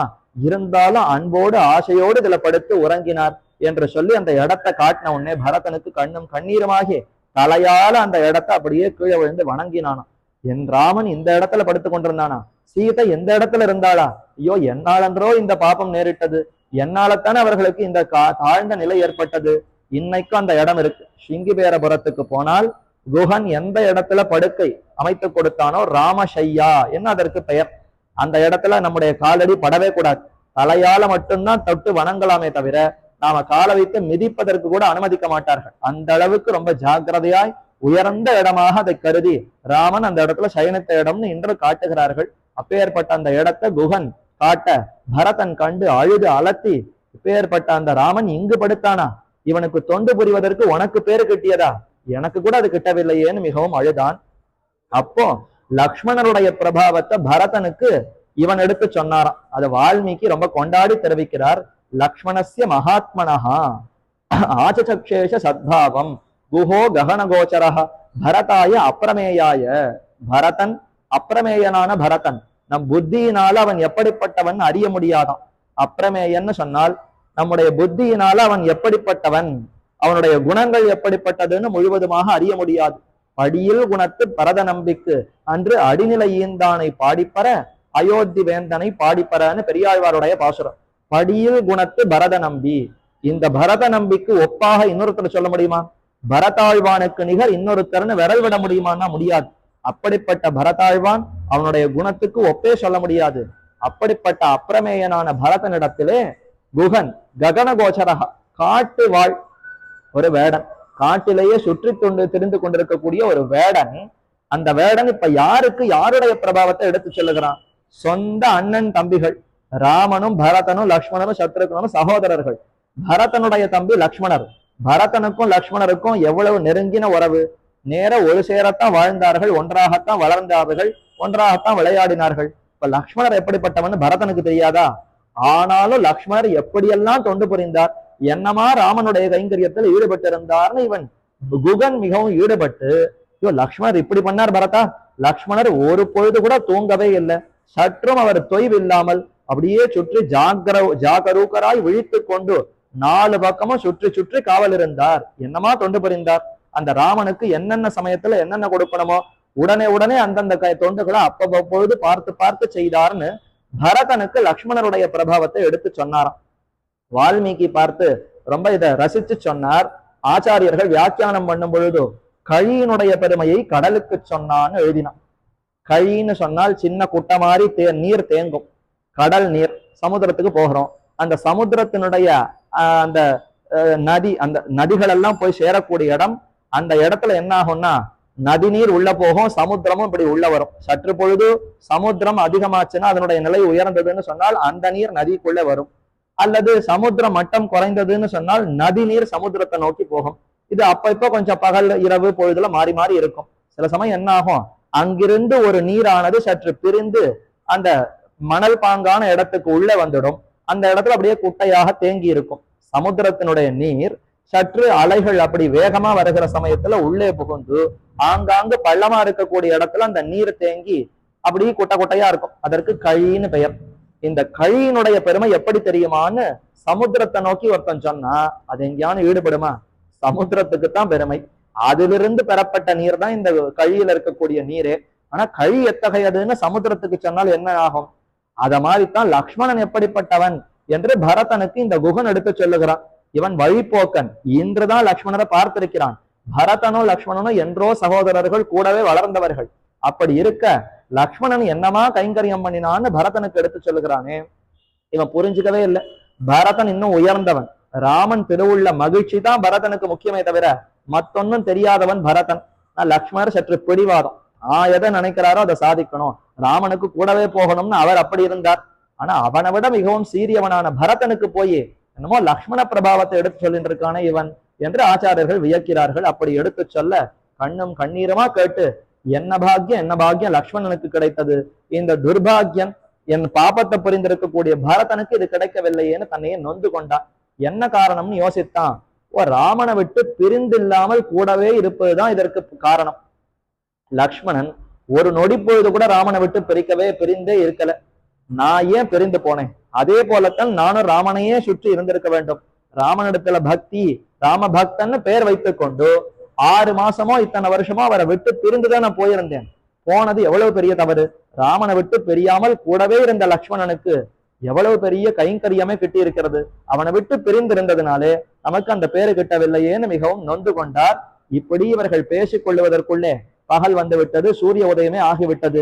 இனி இங்க பொறுக்க முடியாது, ராமனை பார்த்தால்தான் இந்த கண்கள் திருப்தி அடையும், உடனே அழைத்து கொண்டு போன்னு சொல்ல, சரி வா இக்கரையிலிருந்து அக்கறைக்கு போவோம்னு படகுல எப்படி ராமலக்ஷ்மணர்கள் அழைத்து கொண்டு போனானோ அதே போல இந்த பரதனையும் சத்ருக்னையும் அழைத்து கொண்டு போனான். ஆனா ஊரார்கள் எல்லோரும் திரண்டு வந்திருக்கிறார்களே, அதனால தன்னுடைய தொண்டர்களா இருக்கக்கூடிய அத்தனை பேரையும் அழைத்து நிறைய படகுகளை வர சொல்லி இத்தனை பேரையும் ஊர் முழுக்க படகுகளை அமர்த்தி கொண்டு இக்கரையிலிருந்து அக்கறைக்கு போனா பரத்வாஜர் பார்க்கிறார். இது என்ன சேனையை திரட்டி கொண்டு பரதன் வருகிறான்? அவர் ரிஷி. குகனாவது சாமானிய வழிபோக்கன், வேடன், அவனுக்கு ஒண்ணும் தெரியாது. ஆனால் பரத்வாஜர் ரிஷி தானே. ஆனா அவர் கூட பரதனை சற்று பரீட்சித்தாராம். என்ன பரதா, நீ ராஜ்யத்தை பெற்றது போராதுன்னு இங்க காட்டுக்கு வேற வந்து ராவணையை முடிக்கணும்னு திட்டமிட்டு இருக்கிறாயா? அதனாலதான் சேனையை திரட்டி கொண்டு வருகிறாயா? உன்னால ராமனுக்கு ஆபத்தான்னு கேட்க, ஐயோ தேவரீரும் இப்படித்தான் பேசணுமா? எங்க போனாலும் அடியனுக்கு இப்படிப்பட்ட தாழ்ந்த நிலை, இத்தப்படி அவதூறு தான் வந்து நேருகிறதே. தேவரீரும் இப்படி நம்மை குத்தலாமோ? ஏற்கனவே வெந்து போன இடத்துல இன்னும் வேலை பாய்ச்சுகிறா போல இப்படி கடும் சொற்களை கூறுகிறீர, இதற்கா நாம் வந்தோம்? எப்படியாவது ராமனிடத்துல மன்றாடி அவர் அழைத்து கொண்டு போக வேண்டும்னு வந்திருக்கிறோமே தவிர எதிர்ப்பதுங்கிறது கிடையவே கிடையாது. இத ராமனே தெரிவித்தார். அடுத்து பார்க்க போகிறோம். இப்படி பரத்வாஜர் இடத்துல சொல்ல சந்தோஷப்பட்டார். எனக்கு தெரியும், இருந்தாலும் உன் வார்த்தையை உலகத்தவர்கள் அறிய வேண்டுமே, அதற்காகத்தான் உன் வாயிலிருந்தே அதை வரட்டும்ங்கிறதுக்காக சொன்னேன் என்று சொல்லி ஆஸ்வாசப்படுத்தி அவனை உச்சி முகர்ந்து பார்த்து, ஒன்னும் கவலை வேண்டாம், ராமன் உன்னை அனுகிரகிப்பார், ஏற்றுக்கொள்ளுவார் என்றெல்லாம் அவருக்கு சொல்லி விருந்தோம்பல் செய்தாராம். ஏன்னா இத்தனை காலம் ராமனை விட்டு பிரிந்ததினாலே துயரத்தினாலே ஆகாரம் ஏதும் இல்லாமல் தவித்து போயிருக்கிறான் பரதன், சத்ருக்னன், மத்தையோர்கள் எல்லாம். கூடவே கூடாது, இதற்கு மேலேயும் இருந்தால் பிராணனே தங்காதே, ராமனை போய் பார்க்கிற வரைக்குமாவது பிராணன் தங்க வேண்டும். அதனால அவருக்கு விருந்தோம்பல் செய்யலாம்னு சொல்லி பரத்வாஜர் தன்னுடைய யோக பிரபாவம், அவருடைய தபசு பலத்தினாலே நிறைய காய், கனிகள், கிழங்குகள், பழங்கள்னு அத்தனையும் வரவேற்று பரதன், சத்ருக்னாழ்வான் கூட இருக்கக்கூடிய அத்தனை பேருக்கும் ஓஹோன்னு விருந்தோம்பல் செய்ய, ராமனை விட்டு பிரிந்திருக்கிற துயரத்துல இருந்தாலும் எப்ப ரிஷி குரு சொல்லுகிறாரோ கண்டிப்பா கேட்க வேண்டும்னு அதை ஏற்றுக்கொண்டான்.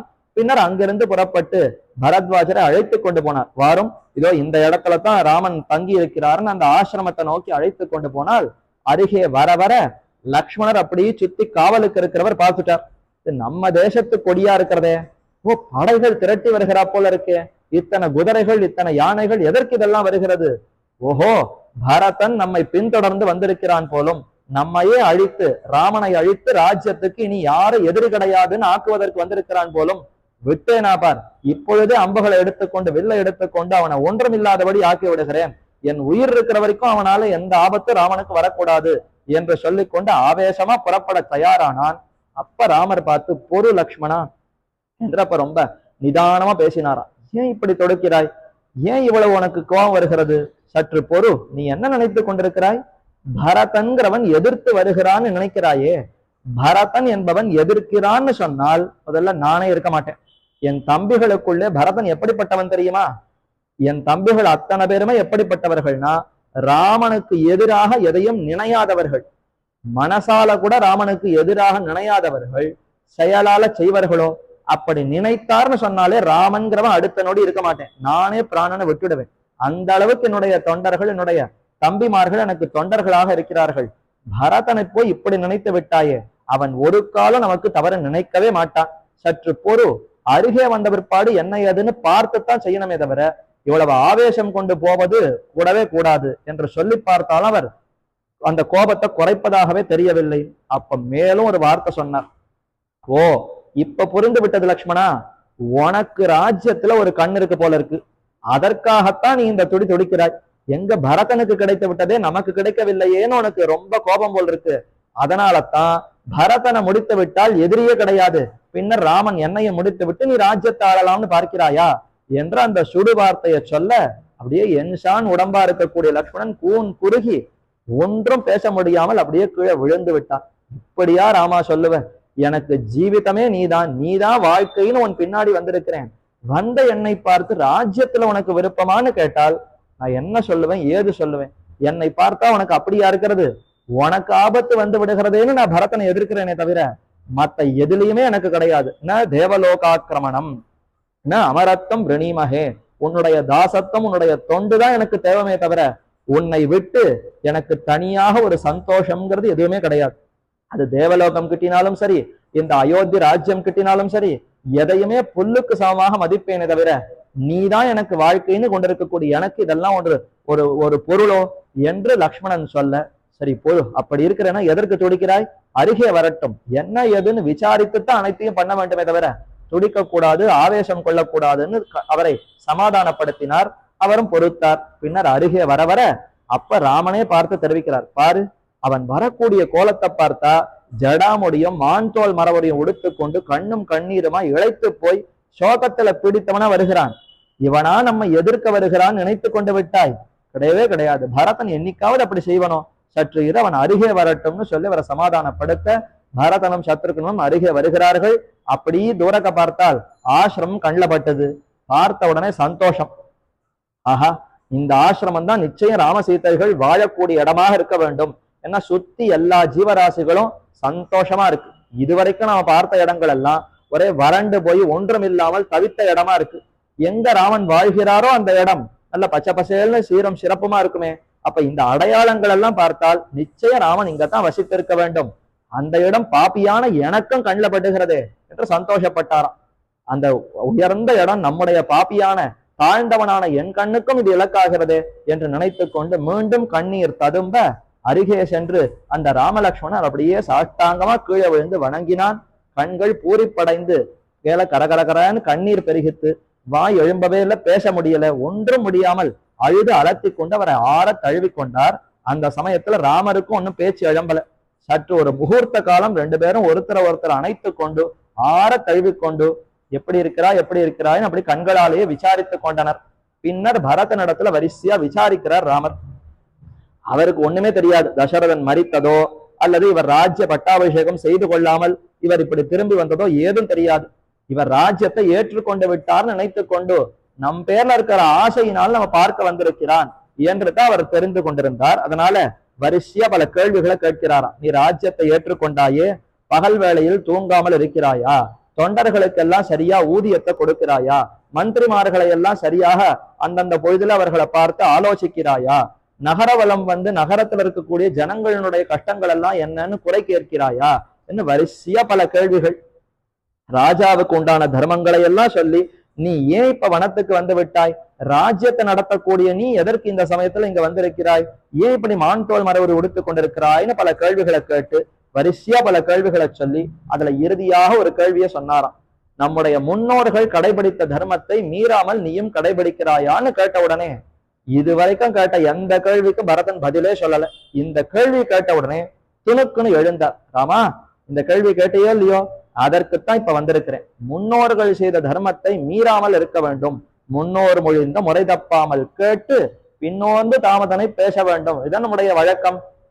அதைத்தான் நீ மீறி இருக்கிறாய் ராமா. இப்ப அதிலிருந்து நம்ம சரிபடுத்த வேண்டும்ங்கிறதுக்காகத்தான் நான் வந்திருக்கிறேன். தசரதன் மாண்டே போனார். உன்னை விட்டு பிரிந்தால் அவரால் தரிக்க முடியுமோ? அவர் உன்னையும் விட்டு பிரிந்தார், இந்த பூமியையே விட்டு பிரிந்து அவர் மேலுலகத்துக்கு சென்று அடைந்து விட்டார்ன்ற அந்த செய்தியை முதல்ல சொன்னான். கேட்டு மிகுந்த வருத்தம். ஐயோ, 60,000 வருஷம் தவமாயிருந்து நம்மை பெற்ற தகப்பன் இப்படி மாண்டு விட்டாரா என்று கேட்டு மிகவும் வருந்தி லக்ஷ்மணரை கட்டிண்டு அழுதாராம். ஹே லக்ஷ்மணா, உனக்கு தந்தை மரித்து விட்டாரே. ஹே சீதே, உன்னுடைய மாமனார் மரித்து விட்டாரே. இவருக்கு தந்தையா இல்லையா? ஆனால் தன் தந்தை போனார்னு வருத்தமே படலையா.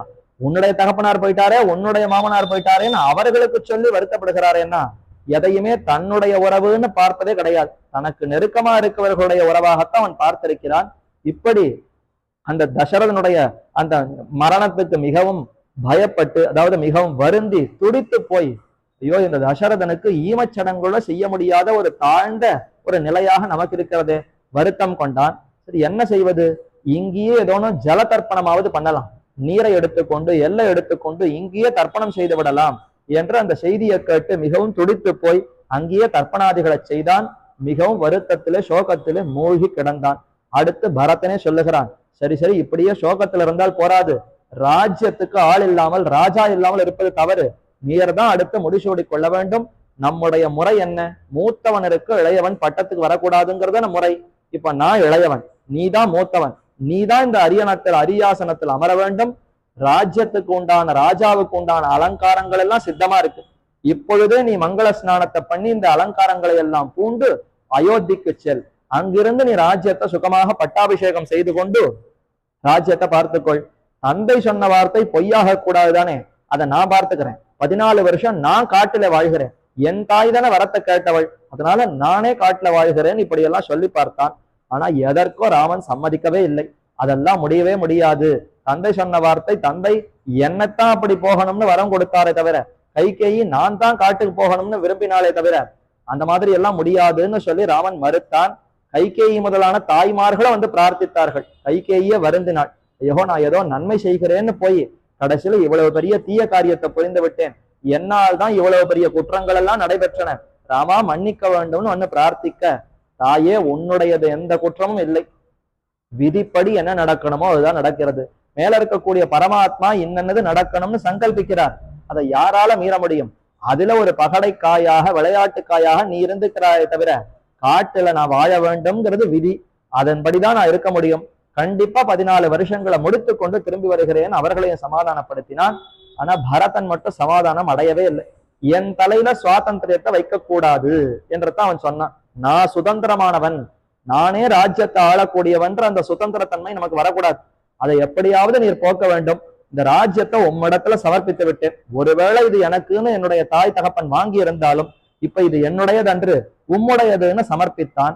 அப்ப பார்த்தார் ராமர், சரி இது நம்முடையதானே, இந்த நம்முடையதான ராஜ்யத்தை நான் உனக்கு மீண்டும் கொடுக்கிறேன் என்று மீண்டும் பரதனுக்கு கொடுத்து அந்த பாதுகைகளை கொண்டான்னு வரவழைத்தாராம். என்ன, ராமன் காட்டுக்கு போகிற சமயத்துல எதையுமே அணிந்து கொள்ளாமல் தான் போனார். மொத்த ஆபரணங்களையும் கழட்டி விட்டு வெறும் மான்தோல் மரவரியை உடித்து கொண்டுதானே போனார். என்ன, கல்லும் முள்ளிலும் மிதித்து அப்படியே கஷ்டப்பட்டு தான் காட்டுல வாழ வேண்டும், சுகமா பாதுகைகளை போட்டுக்கொண்டு எப்படி வாழ்வது? அதனால எதையுமே அவன் அணிந்து கொள்ளவில்லை. ஆனால் பரதன் அத்தனை எடுத்து கொண்டு வந்தான். ஒரு ராஜாவுக்கு உண்டான அலங்காரங்கள் என்னமோ அத்தனை ஆடை ஆபரணங்களையும் எடுத்து கொண்டு வந்தான். அதுல இந்த பாதுகைகளும் சிறந்த அந்த ராஜா அணிய வேண்டிய பாதுகை, அதை கொண்டு வான்னு சொல்லி லக்ஷ்மணர், அதாவது பரதனிடத்துல சொல்ல, அவனை எடுத்து கொண்டு வந்து கொடுக்க ராமர் அத்தை அணிந்து கொண்டாராம். எங்க சித்திரகூடத்துல அந்த ஆசிரமத்துல இருக்கிற சமயத்திலேயே அந்த பாதுகைகளை அணிந்து கொண்டு மீண்டும் கழட்டி கொடுத்தார். இப்ப இது என்னுடைய பாதுகைகள், உன் இஷ்டப்படி நான் இதை போட்டு கொண்டு விட்டேன், இப்ப இதை கழட்டி உன்னிடத்துல கொடுக்கிறேன், இது எனக்கு பிரதிநிதி, இதை பார்த்து நான் இருப்பதாக நீ நினைத்துக் கொள்ள வேண்டும், இந்த பாதுகைகளை கொண்டு போய் சிம்மாசனத்துல வை, அதற்கு சாட்சியாக நீ முன்னாடி இருந்து கொண்டு ராஜ்யத்தை ஆளுவாய் என்று சொல்ல ரொம்ப சந்தோஷப்பட்டான். ஆருரோக ரதம் ஹிருஷ்டஹா என்று பரதாழ்வான். இப்படி நமக்கு நம்முடைய பாரதந்திரியம் நிலை பெற்றதே. ராமன் என் தலையில பொறுப்பு கட்டாமல் தன் தலையிலேயே பொறுப்பை எடுத்துக்கொண்டான். நம்முடைய பாதுகைகள் தான் ராஜ்யத்தை ஆளப்போகின்றன என்று அற்புதமா பாதுகைகளை சாத்தி கொண்டு கொடுத்தாரே என்று சந்தோஷப்பட்டு அதை தலையால தரித்து கொண்டு, சரி இனி நான் புறப்படுகிறேன், ஒரே ஒரு நிபந்தனை, 14 ஆண்டுகள் காத்திருப்பேன், அது வரைக்கும் இந்த ராஜ்யத்தை நான் இந்த பாதுகைகளை வைத்துக் கொண்டு நடத்துவேன், அவைகள் தான் சிம்மாசனத்திற்கும், நான் கீழே இருந்து ஒரு பணியாளாகத்தான் இருந்து தொண்டு புரிவேன். அதே சமயத்துல 14 ஆண்டுகள் கழித்து நீ வரவில்லைன்னு சொன்னால் அடுத்த நாளே தீ குளித்து விடுவேன், தீயை மூட்டிக்கொண்டு தீயில என்னையே விட்டு பிராணனையே விட்டு விடுவேன்றாமா, இது சத்தியம், இதை நான் கண்டிப்பா கடைபிடிப்பேன்னு சொல்லி கொடுத்தான். சரி, அதற்கென்ன, அவசியம் வந்து விடுகிறேன், அதெல்லாம் காலதாமதமே செய்ய மாட்டேன்னு ராமன் வாக்குறுதி கொடுக்க இவரும் புறப்பட்டார். வசிஷ்டர், விஸ்வாமித்திரர் முதலான ரிஷிகள் அத்தனை பேரையும் அழைத்து கொண்டு மீண்டும் அயோத்திக்கு திரும்ப, அயோத்தியில இருக்கிறதுக்கு பரதனுக்கு பிடிக்கவே இல்லையா. என்ன பண்ணார், அங்க இருந்தா மீண்டும் மீண்டும் ராமனுடைய நினைவே வருகிறது, அதனால இங்க இருக்க வேண்டாம்னு அருகே நந்தி கிராமம்னு இன்னொரு இடம், அயோத்திக்கு பக்கத்துல நந்தி கிராமம்ங்கிற இடம், அங்க தங்குவோம், தாயார் அங்கே இருக்கட்டும், தாய்மார்கள் எல்லாம் அயோத்தியில வாழட்டும், சிம்மாசனத்துல பாதுகைகளை அமர்த்தி விட்டு நான் நந்தி கிராமத்துல இருந்து கொண்டு இந்த ராஜ்யத்தை நடத்துகிறேன். தினப்படி அந்த என்ன வரவு செலவோ கணக்கோ அத்தனையும் பாதுகைகளுக்கு போய் சொல்லுவாராம். சிம்மாசனத்துல பாதுகைகளை வைத்து விட்டு இவன் தினப்படி ராஜ்யத்துல எவ்வளவு வருமானம் வந்தன, எங்கெங்கெல்லாம் வரி வசூலித்தான், எவ்வளவு செலவுகள் ஆயின என்று இத்தனையும் கொண்டு போய் அவருக்கு முன்னாடி படிப்பாராம். ராமரை எழுந்தருள் இருக்கிறா போல நினைத்து கொண்டு அந்த பாதுகைகளுக்கு முன்னாடி தன்னுடைய அந்த வரவு செலவு கணக்கு விவரங்கள் இத்தனையும் சொல்லுவாராம். இப்படி சொல்லி சொல்லி ராஜ்யத்தை சீரும் சிறப்புமாக நடத்தினான். ஒரு பங்கு செல்வமாக இருந்த செல்வங்கள் எல்லாம் 10 மடங்கு செல்வங்களாக பெருகினமா. ராமன் ஆண்டா கூட இந்த அளவுக்கு பெருகுமோ பெருகாதோ தெரியாது, ஆனால் பரதன் இப்படி பொறுப்பாக ஆண்டதினாலே, ஏன்னா இது ராமனுடைய செல்வம், ஆகவே எதையும் வீணடிக்க கூடாது, எல்லாத்துலயும் நன்மை தான் ஏற்பட வேண்டும்னு ரொம்ப கண்ணும் கருத்துமா ராஜ்யத்தை ஆண்டதினாலே எல்லாம் சீரும் சிறப்புமா செல்வமாக பெருகி 1 மடங்கு செல்வம் 10 மடங்கு செல்வமாக ஆயித்தான். அப்படி அந்த பாதுகைகளை வைத்துக்கொண்டு பட்டாபிஷேகம் செய்து ரொம்ப அற்புதமாக இந்த ராஜ்யத்தை நடத்தினான் என்பது பாதுகா பட்டாபிஷேகம்ங்கிற அந்த தலைப்புக்கு உண்டான விஷயம். அதற்கு மேலே ஜட்டாயு மோக்ஷங்கிற அந்த கட்டத்தை நாம் மேற்கொண்டு பார்க்க வேண்டும். இனி மேற்கொண்டு சரித்திரம் எப்படி நகர்ந்தன, இந்த இடத்துல பார்த்தால் சித்திரகூடத்துல ஆசிரமத்துல வசித்த ராமன் சற்று காலம் அங்க வசித்திருந்தான். ஆனாலும் ஊரார்கள் எல்லாம் வந்து போனதினாலே அவர்களுக்கு இடம் தெரிந்து விட்டது. அப்ப அடிக்கடி வந்து போவதற்கு வாய்ப்பு இருக்கும். மேலும் பரதனுடைய நினைவு, தாய்மார்களுடைய நினைவு மேல மேல வந்து கொண்டே இருந்தனமா. அதனால சரியா அவனால தர்மத்துல ஈடுபட முடியவில்லை. இந்த இருப்பிடம் வேண்டாம், நாம இன்னும் காட்டுக்கு உள்ளே நுழைந்து போகலாம் என்பதற்காக அவனும் புறப்பட்டான். அகஸ்தியர் ஆசிரமம் என்று அங்க அகஸ்திய ரிஷி அவரிடத்துல போனான். அங்க அகஸ்தியர் இடத்துல பிரார்த்தித்துக் கொண்டு இனி எப்படி வாழலாம், எங்க நமக்கு வசிப்பதற்கு இடம்னு கேட்க, உள்ளே செல்லலாம், இன்னும் தண்டகாரண்யம்ங்கிற பெரிய காடு இருக்கிறது, அதற்குள்ளே போயிருந்தால் அங்கு வசிக்கலாம் என்று சொல்லி அனுப்ப, சரின்னு அங்கிருந்து புறப்பட்டு நேரே அந்த காட்டுக்குள்ள போகிறார். போனால் ரிஷிகள் எல்லோரும் பார்த்தார்கள், ஆச்சரியப்பட்டார்கள். ஓ, நம்ம இருப்பிடத்தை நோக்கி ராமன் வருகிறான் போலும். இன்னும் நேரடியா ராமனை பார்க்கவே இல்லையா. ஆனா அப்படி காட்ட பார்த்தால் அந்த மரங்கள் எல்லாம் அப்படி பச்சை நிறம் இன்னும் துளிர்க்கதான். ஏற்கனவே பச்சை பசேல்னு தான் காடுகள் இருக்கின்றன, ஆனா இன்னும் சற்று பச்சை நிறம் அதிகமாக கண்ணை கவரும் விதத்திலே அதெல்லாம் ஒளி பொருந்தியவனாக இருந்தனவா. இப்படி காட்டுக்கு ஏதோ ஒரு ஒளி ஏற்படுகிறது, தேஜஸ் வருகிறதுன்னா ராமன் காட்டுக்கு நோக்கி வந்திருக்கணும். அவருடைய நிழல் இதற்கு மேல பட்டுத்தான் இது இப்படி ஒளி பெருக்குகிறது போல என்று அதை தெரிந்து கொண்டு அவசியம் ராமன் வந்திருக்கிறார், போய் அவரிடத்துல பிரார்த்திக்க வேண்டும். ரிஷிகள் எல்லாரும் ஒன்று சேர்ந்தார்கள். ராமனிடத்துல போய் அவர்களை வரவேற்று தங்களுடைய உடம்பை எல்லாம் காட்டினார்களாம். தங்களுடைய உடம்பு எப்படி இருந்தனன்னா ராட்சசர்கள் தின்ற உடம்பு. அங்க இருக்கக்கூடிய ராட்சசர்கள் ரொம்ப முரடர்களாய் இந்த ரிஷிகளுடைய தபஸ் செய்யக்கூடிய சமயத்துல எல்லாம் போய் காதை கடிப்பது, மூக்க கடிப்பது, கைகளை பிச்சு எடுப்பதுன்னு இப்படி எல்லாம் ஹிம்சை பண்ணினார்களாம். ரிஷிகள் எல்லாம் தபஸ் செய்து கொண்டிருந்தார்கள்.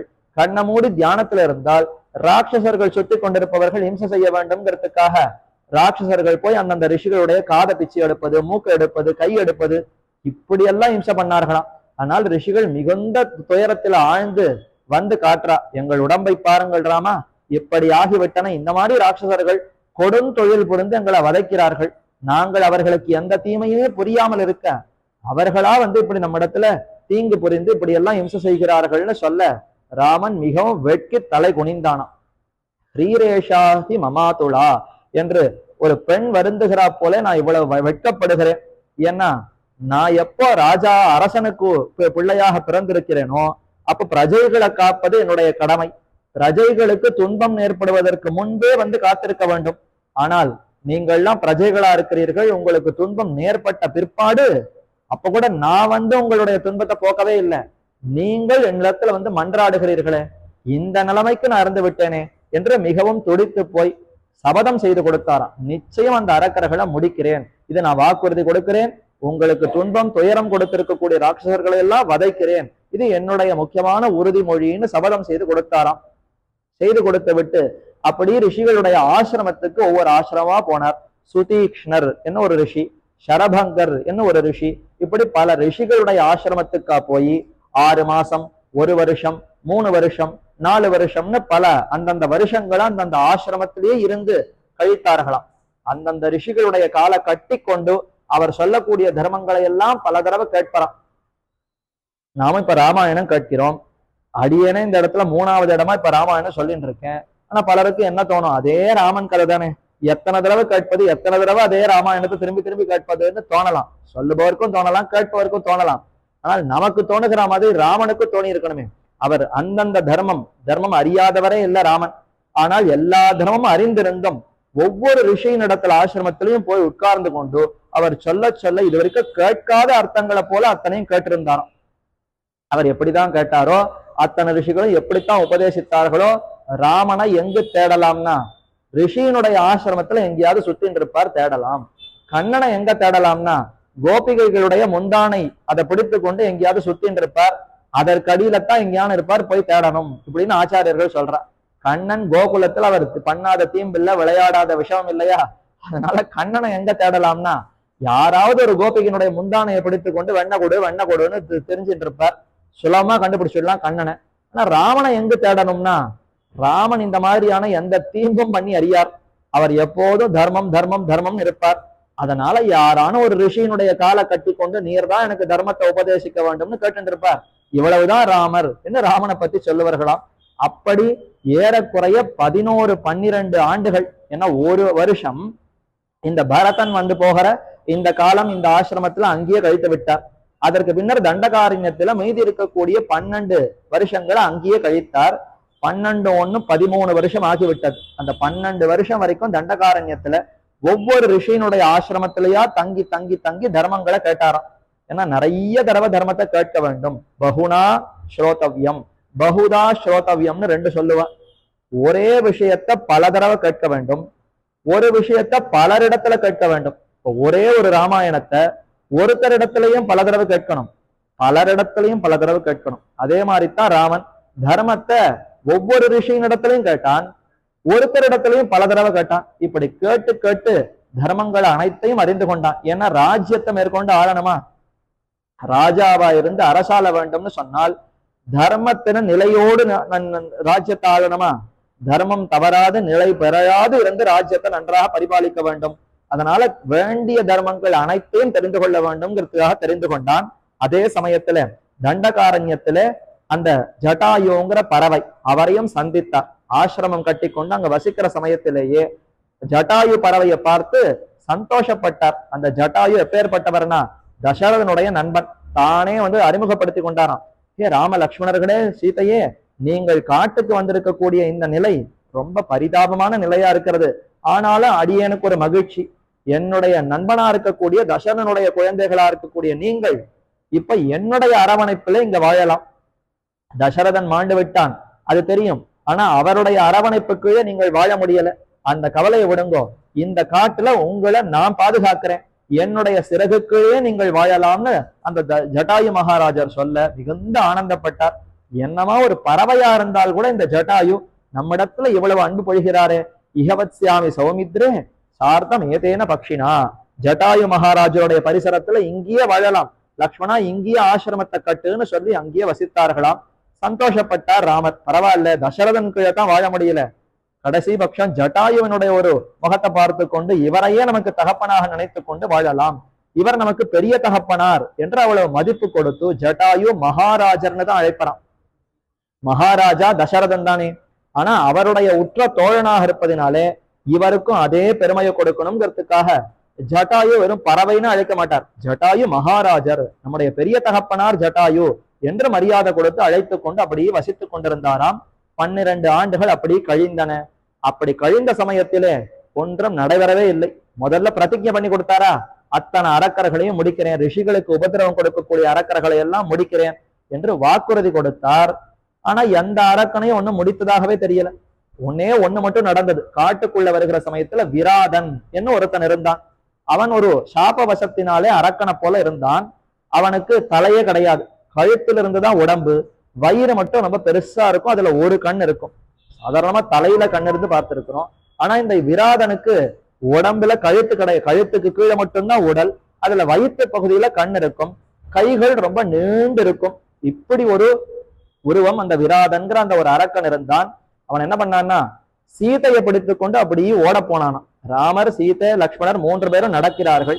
அக்ரதஸ்தே கமிஷ்யாமி, முதல்ல சீதை நடப்பலாம், அதாவது முதல்ல ராமன் நடப்பான், அடுத்து நடுவில் சீதை நடப்பாள், பின்னர் லக்ஷ்மணர் நடப்பார்.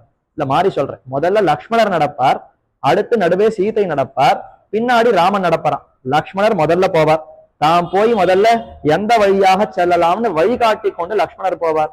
பின்னாடி சீதை, அவள் நடுவே இருக்க வேண்டும். ஏன்னா ஒரு பெண் பெண்டாட்டியை காப்பாற்ற வேண்டும்னா அவளை முன்னாடியும் விடக்கூடாது, பின்னாடியும் விடக்கூடாது. 2 பாதுகாவலர்கள் இருந்து கொண்டு ஒரு பெண்ணை பாதுகாக்கணுமா, அதனால சீதா மத்தியே சுமத்தியமா என்று நடுவிலே சீதை இருக்க செய்து, பின்னாடி பிருஷ்டதஷ்டு தனுஷ்பாணிகி அக்ரஜா என்று பின்னாடியே இந்த ராமன் நடந்து சென்றாராம். அப்படி போக இருவரும் 2 பக்கம் பாதுகாத்து கொண்டு நடுவே போக பிரணவமே நடந்து போயிட்டோ என்று நடக்கிறா போலே அவ்வளவு ஆச்சரியப்பட்டாராம். முதல்ல ராமன் போகிறான், அடுத்து நடுவே சீதை போகிறாள், பின்னாடி லக்ஷ்மணர் போகிறாருங்கிறத பார்த்துட்டு ஆச்சரியப்படுகிறார். பிரணவத்தில் இருக்கக்கூடிய அகாரம் உகாரம் மகாரமே நடந்து போகிறதோ, என்ன அகார வாச்சனான ராமன் அவர் நடந்து போகிறார், உகார வாச்சையான பிராட்டி நடுவே இருக்கிறாள், மகார வாச்சனான ஜீவாத்மா லக்ஷ்மணர் பின்னாடி இருக்கிறார். ஓ, பிரணவமே நடந்து போகிறதோன்னு வால்மீகி கொண்டாடினார். அப்படி போகிற சமயத்துல என்னமோ தெரியல, சீதை எப்படியோ விராதன் கவர்ந்து கொண்டு சீதையை மட்டும் தனியா தூக்கி கொண்டு போனான். பார்த்த ராமனும் லக்ஷ்மணரும் ரொம்ப வியந்து போய், இது என்ன உருவம், இப்படி இருக்கிறதே இது வரைக்கும் பார்த்ததே இல்லையே, யார் இவன், என்ன ஏதுன்னு பார்த்து அவனை எதிர்ப்பதற்காக நிறைய ஆயுதங்களை பிரயோகித்தார்கள், அம்பு மழை பொழிந்தனர். என்ன ஆனாலும் ஒண்ணுமே செய்ய முடியல. கடைசியில அவன் சீதையை விட்டுட்டு இந்த ராமலக்ஷ்மணர்களை கொன்றொழித்து பின்னர் சீதை அடையலாம்ங்கிறதுக்காக சீதையை விட்டுட்டான். ராமலக்ஷ்மணர்களை கையில பத்தி கொண்டு அப்படியே ஓட ஆரம்பித்தான். அந்த சமயத்துல பெரிய வாள் கத்தி எடுத்துக்கொண்டு விராதனுடைய அந்த கைகளை எல்லாம் வெட்டினார்களாம். எத்தனை தடவை வெட்டினாலும் ஒண்ணுமே ஆபத்தே நடக்கல.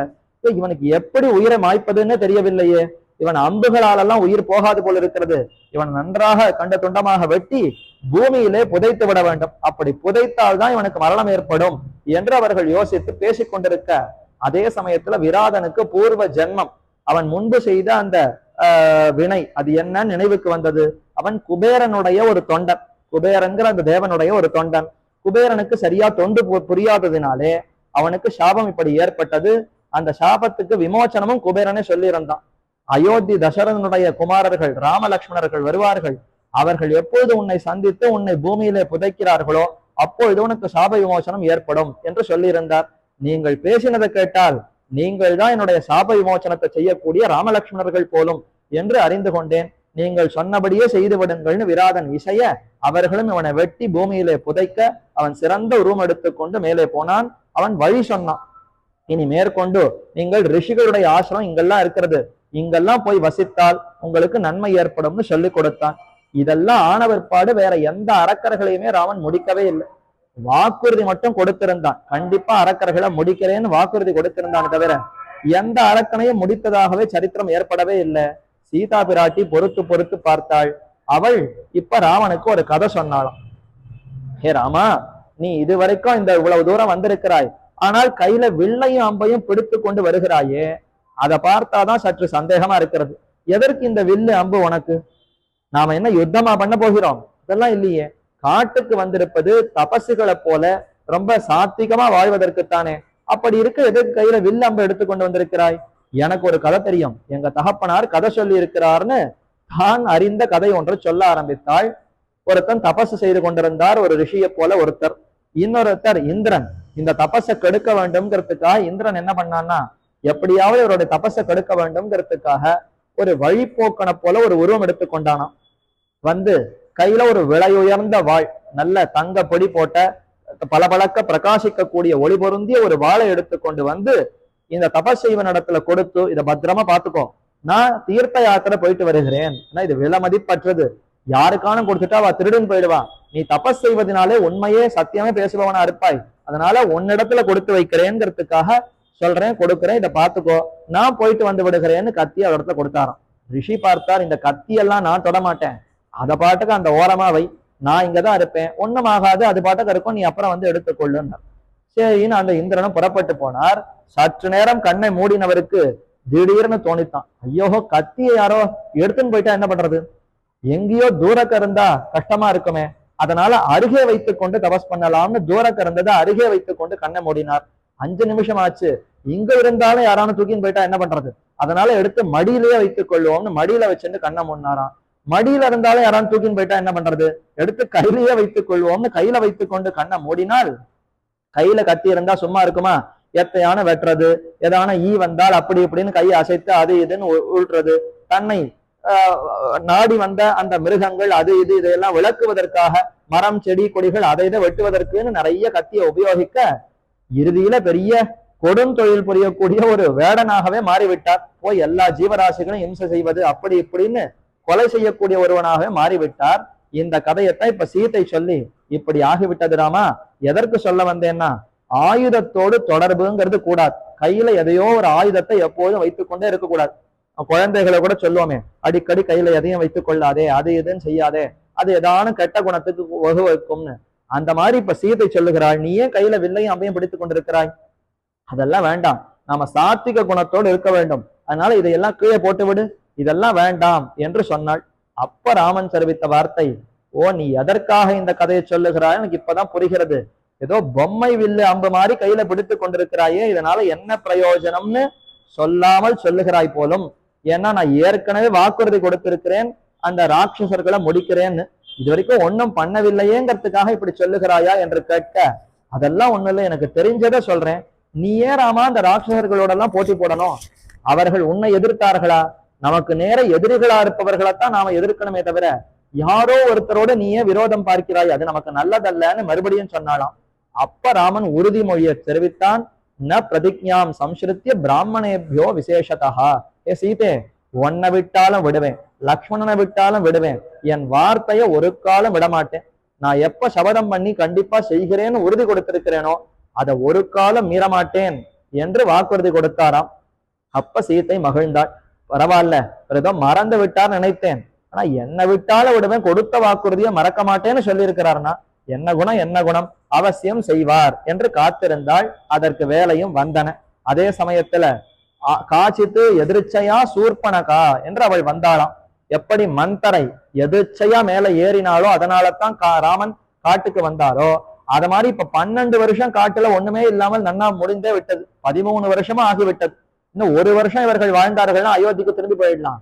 ராட்சசர்களை எப்பொழுது முடிப்பது, ராவணனை எப்பொழுது பார்ப்பது, அது ஒண்ணும் நடக்கவே இல்லையே. அதற்காக மீண்டும் அந்த இடத்துல பெரிய பெருமாளை சிந்தித்திருப்பாரோ என்னமோ. அந்த சிந்தித்த வேளையிலே எங்கிருந்தோ சூர்பனகை வந்து சேர்ந்தாள்.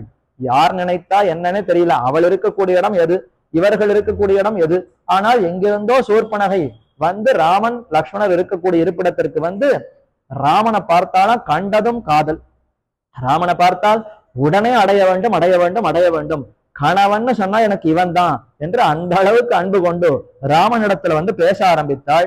ராட்சசியான உருவத்தோடு வந்தால் ஏற்றுக்கொள்ள மாட்டான் என்பதற்காக அழகான சுந்தரியாய் ரொம்ப பேரழகு வாய்ந்தவளாக தன்னை மாத்திக்கொண்டு வந்து ராமனிடத்துல பேச்சு கொடுத்தாளாம். ராமான் அழைக்கல, யார் நீர், நீர் இந்த லோகத்துல இந்த உயர்ந்த அழகனா இருக்கிறீரே, ஏன் இப்படி தபஸ்ய போல காட்டுல வாழ்கிறீர், என்ன ஏதுன்னு விசாரிக்க, ருஜு புத்திதையா சர்வம் அபாஷத, ராமன் எப்பேற்பட்டவன்னா யார் வந்து கேட்டாலும் அப்படியே உண்மையே உரைப்பவன், நேர்மையாகவே இருப்பவன், வார்த்தைய மாத்தி சொல்ல மாட்டான். நம்ம மாதிரி கிடையாது.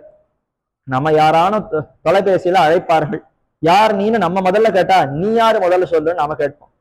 அவர் நம்ம கேட்டா நாம யாருன்னு சொல்லிட்டு பின்னாடிதான் கேட்டா என்னன்னா, நீ தானே அழைத்தாய், நீ யாருன்னு முதல்ல சொல்லு, எதற்கு அழைத்தாய்ன்னு சொல்லு, என்ன ஏதுன்னு சொல்லுன்னு அவரை கேட்டு பின்னாடித்தான் நம்பி நாம சொல்லுவோமே தவிர நம்பிக்கை இல்லாத ஒருத்தர் இடத்துல நம்ம பத்தி ஏதாவது சொல்லிக் கொள்வோமா? ஆனால் இன்றுதான் அந்த சூர்பனகையை பார்க்கிறார் ராமர்.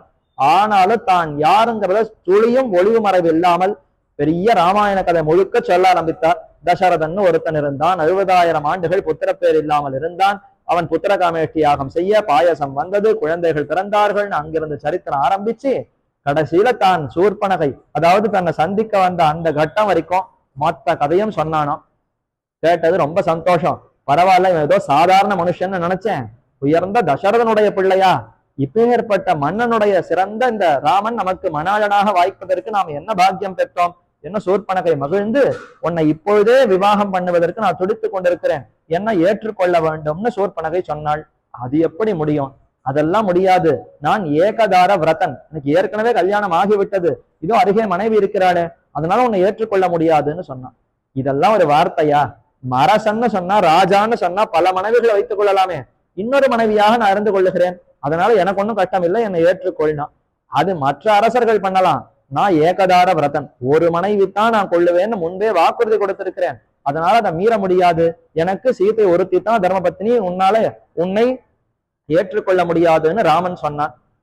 அதே சமயத்துல மற்றொரு வார்த்தையை சொன்னா, அதோ அருகே என் தம்பி இருக்கிறான் பாரு லக்ஷ்மணன், அவன் தான் இப்ப மனைவி அருகே இல்லாதவனாக இருக்கிறான் அப்படின்னு சொல்லி நீ அவனிடத்துல வேணா போய் கேட்டுக்கொள், அவன் மனைவி இல்லாதவன்னு சொன்னார். சம்ஸ்கிருதத்துல இப்படி ஒரு வசதி உண்டு, அருகே மனைவி இல்லாதவன்னு சொல்லுவதற்கு மனைவி இல்லாதவன்னு சொன்னாலே அப்ப இன்னும் திருமணம் ஆகாதவன்கிற எண்ணமும் அந்த அர்த்தமும் வரும்.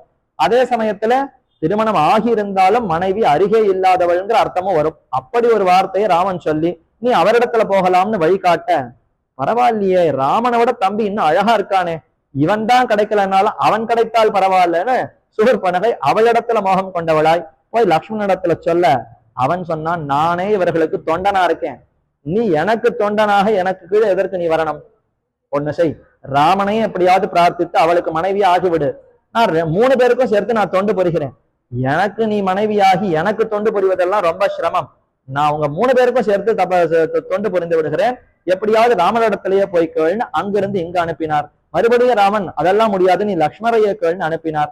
இது என்ன பந்தாட்டம் மாதிரி இங்கேயும் அங்கேயும் நம்மை மாத்தி மாத்தி அனுப்புகிறார்கள்னு கோபம் வந்தது. ஓ, சீதைங்கிற ஒருத்தி இருப்பதனால தானே ராமன் நம்ம ஏற்றுக்கொள்ள மறுக்கிறான், அவளை இப்பொழுதே முடித்து விடுகிறேன்னு தன்னுடைய ராட்சச உருவத்தை எடுத்துக்கொண்டு சீதையை முடிப்பதற்கு கிட்டக்க போனாலாம். பார்த்து சீதை பயந்தே போய்விட்டாள். ராமன் பார்த்தான், போய் யாருன்னு காட்டி விட்டாள். லக்ஷ்மணா, இன்னும் என்ன பொறுமை, உடனே இவளிடத்துல அந்த மூக்கையும் காதையும் அறுத்து அவளை மானபங்கப்படுத்தி அனுப்பு என்று லக்ஷ்மணனிடத்துல சொல்ல, உடனே லக்ஷ்மணர் தன்னுடைய கையில வாளை எடுத்துக்கொண்டு அவளுடைய காது மூக்குகளை அறுத்து ரத்தம் சொட்ட சொட்ட அவள் துரத்தி போகும்படி துரத்தி விட்டார் லக்ஷ்மணர். சூர்பனகை காது மூக்குல ரத்தம் சொட்டுகிறது. ஒரே கோபம், வருத்தம், துக்கம், இப்படியாகி விட்டதே, ஒரு ராமன் ஆசைப்பட்டு நமக்கு ராமன் நம்மை ஏற்றுக்கொள்ளாமல் போய்விட்டானே என்று ரொம்ப துடித்தார், துக்கப்பட்டார், துயரப்பட்டு சரி போய் பழி வாங்கியே ஆக வேண்டும், என்ன செய்யலாம்னு போய் தன்னுடைய இடத்துக்கு போய் யோசித்தாள்.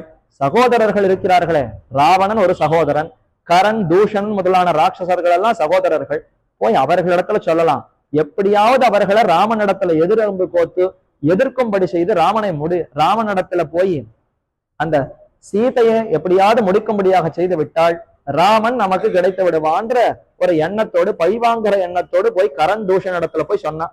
அங்க சீதைங்கிற ரொம்ப அழகானவள் இருக்கிறாள், அந்த சீதை ராமனுக்கு தகுதியானவள் அல்ல, நீங்கள் தான் எப்படியாவது அந்த சீதையை கவர்ந்து கொண்டு போனால் அப்ப அந்த ராமன் துடித்து கொண்டு அவன் போய்விடுவான் என்று இப்படி எல்லாம் சொல்ல, சரி அப்படியா என்று அவள் போய் சொல்லுகிறாள். போற சமயத்துல காது மூக்குகள்லாம் ரத்தம் சொட்டுகிறதா, இதை பார்த்துட்டு அரக்கர்களுக்கெல்லாம் ஒரே பயம், இது என்ன இப்படி வருகிறாளே நம்முடைய தங்கை, எப்போது சந்தோஷமா வரக்கூடியவள், இது என்ன காது மூக்குல எல்லாம் ரத்தம் சொட்டி கொண்டு வருகிறாள், என்ன ஆயித்து ஏதாயித்துன்னு கேட்டா, நேரா நடந்த விற்த்தாந்தத்தைன்னு சொல்லியிருக்கணும். தருணவ் ரூபசம்பன்னவ் சுகுமாரவ் மகாபலவ் புண்டரீக விசாலாட்சவ் சீரகிருஷ்ணாஜிராம்பரவ்னு 4 ஸ்லோகத்துல ராமனும் லக்ஷ்மணனையும் வர்ணித்தாலாம் சூர்பனகை. என்னவா இருந்தா தெரியுமா, அந்த 2 பேர், நான் 2 பேரை பார்த்தேன் கரண் தூஷ சகோதரனே, அவர்கள் என்னமா தாமரை கண்கள் கொண்டிருந்தார்கள், ஆண்மை பலம்னா அவர்களிடத்துல தான் இருந்தன, அத்தனை சௌந்தரியம் அவர்களிடத்துல இருந்தன என்று அந்த அழகு அழகு அழகு காலை பருவம் இத்தனையும் வர்ணித்து அவர்கள் தான் என்னை இப்படி படுத்தினார்கள், இப்படி எனக்கு காது மூக்கை அறுத்தார்கள்னு சொல்றான். ஒருத்தர் பேர்ல நமக்கு கோபம் இருந்தா எவ்வளவு வெய்வோம், இல்லாத பொல்லாத எல்லா குற்றங்களையும் அவருக்கு பேர்ல ஏற்றி சொல்லக்கூடாத சொற்களை எல்லாம் சொல்லி வெய்துதானே அவரிடத்தை நாம கோல் சொல்லி கொடுப்போம்.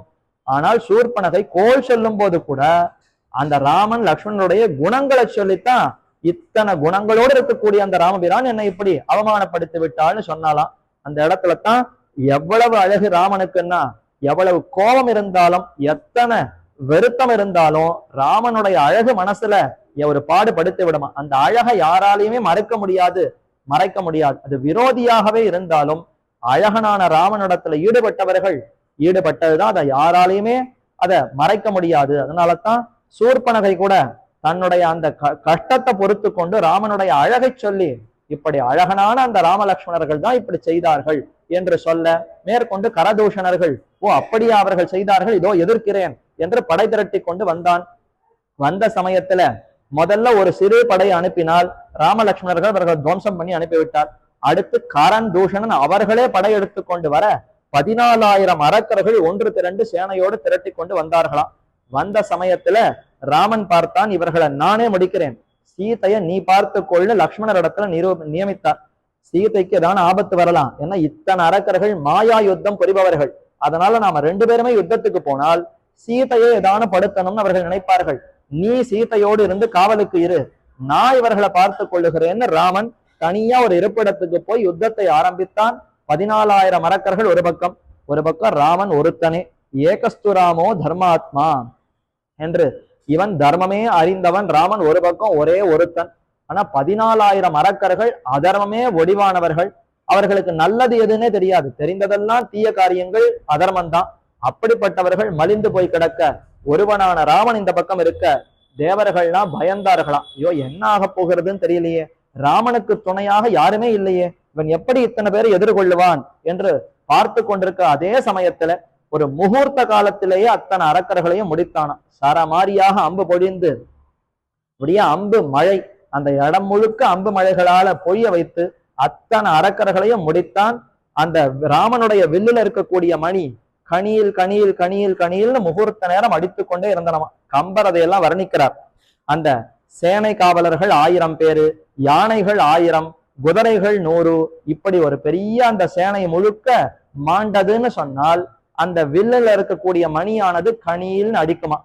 அப்படி அடிப்பது தொடர்ந்து நிறுத்தமே இல்லாமல், இடைவெளியே இல்லாமல், அது 2.5 நாழிகை 3.5 மணி நேரம் அப்படி அடித்து கொண்டே இருந்ததுன்னா அந்த அளவுக்கு அத்தனை அரக்கர்களையும் பூண்டோடு அழித்தான்.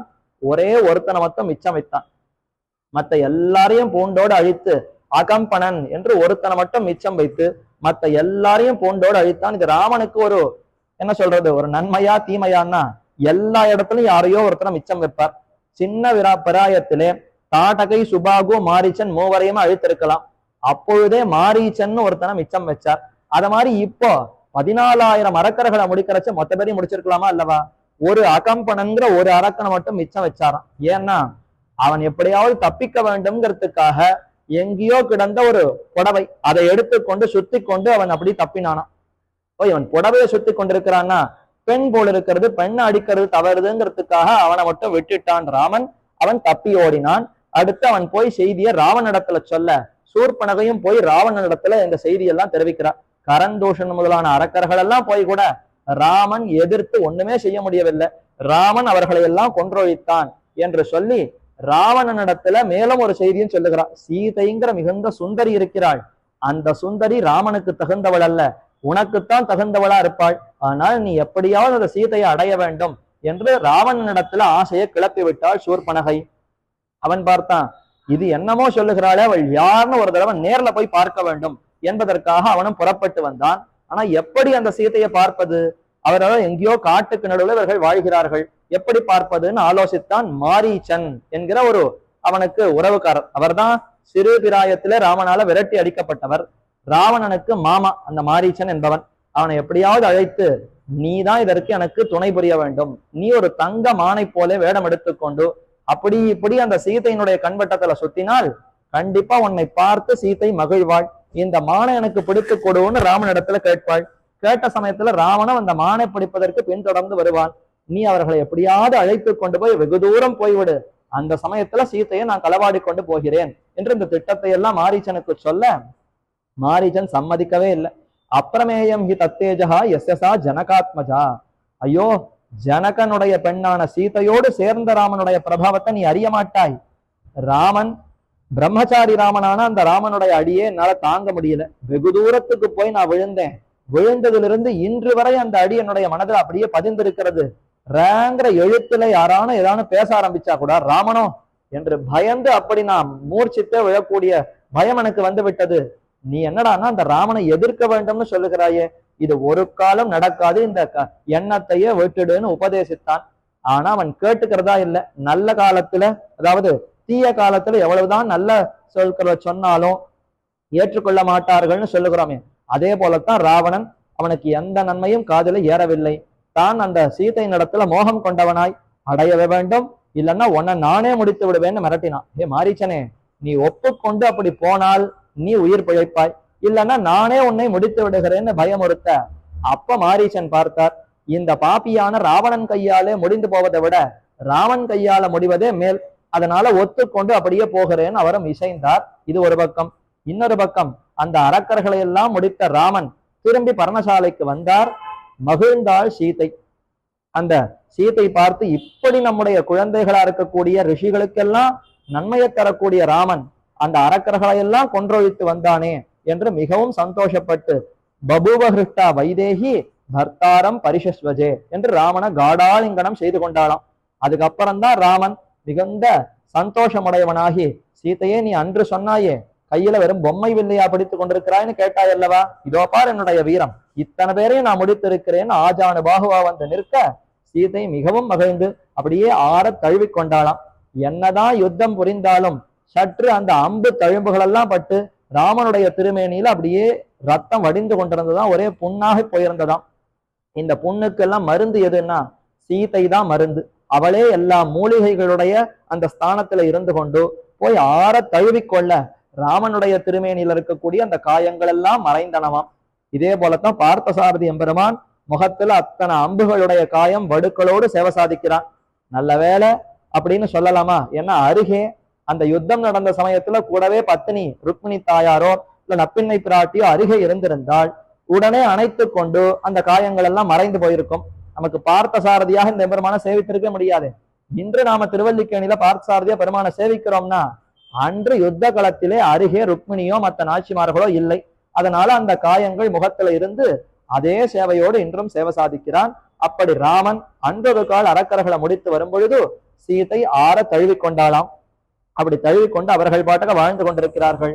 அந்த சமயத்துல தான் இப்ப மாரீச்சன் தங்க மானாக அங்கும் இங்குமாக ஓடி வர அதை பார்த்து சீதை ஆசைப்பட்டாள். இது ஏதோ தங்கமானா இருக்கே, இதை பிடித்து கொடுன்னு ராமன் இடத்துல சொன்னார்.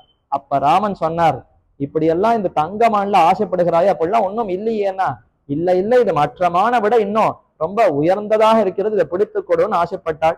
சரி, இது வரைக்கும் நம்ம இடத்துல ஆசையோடு எதையும் கேட்டதே இல்லை.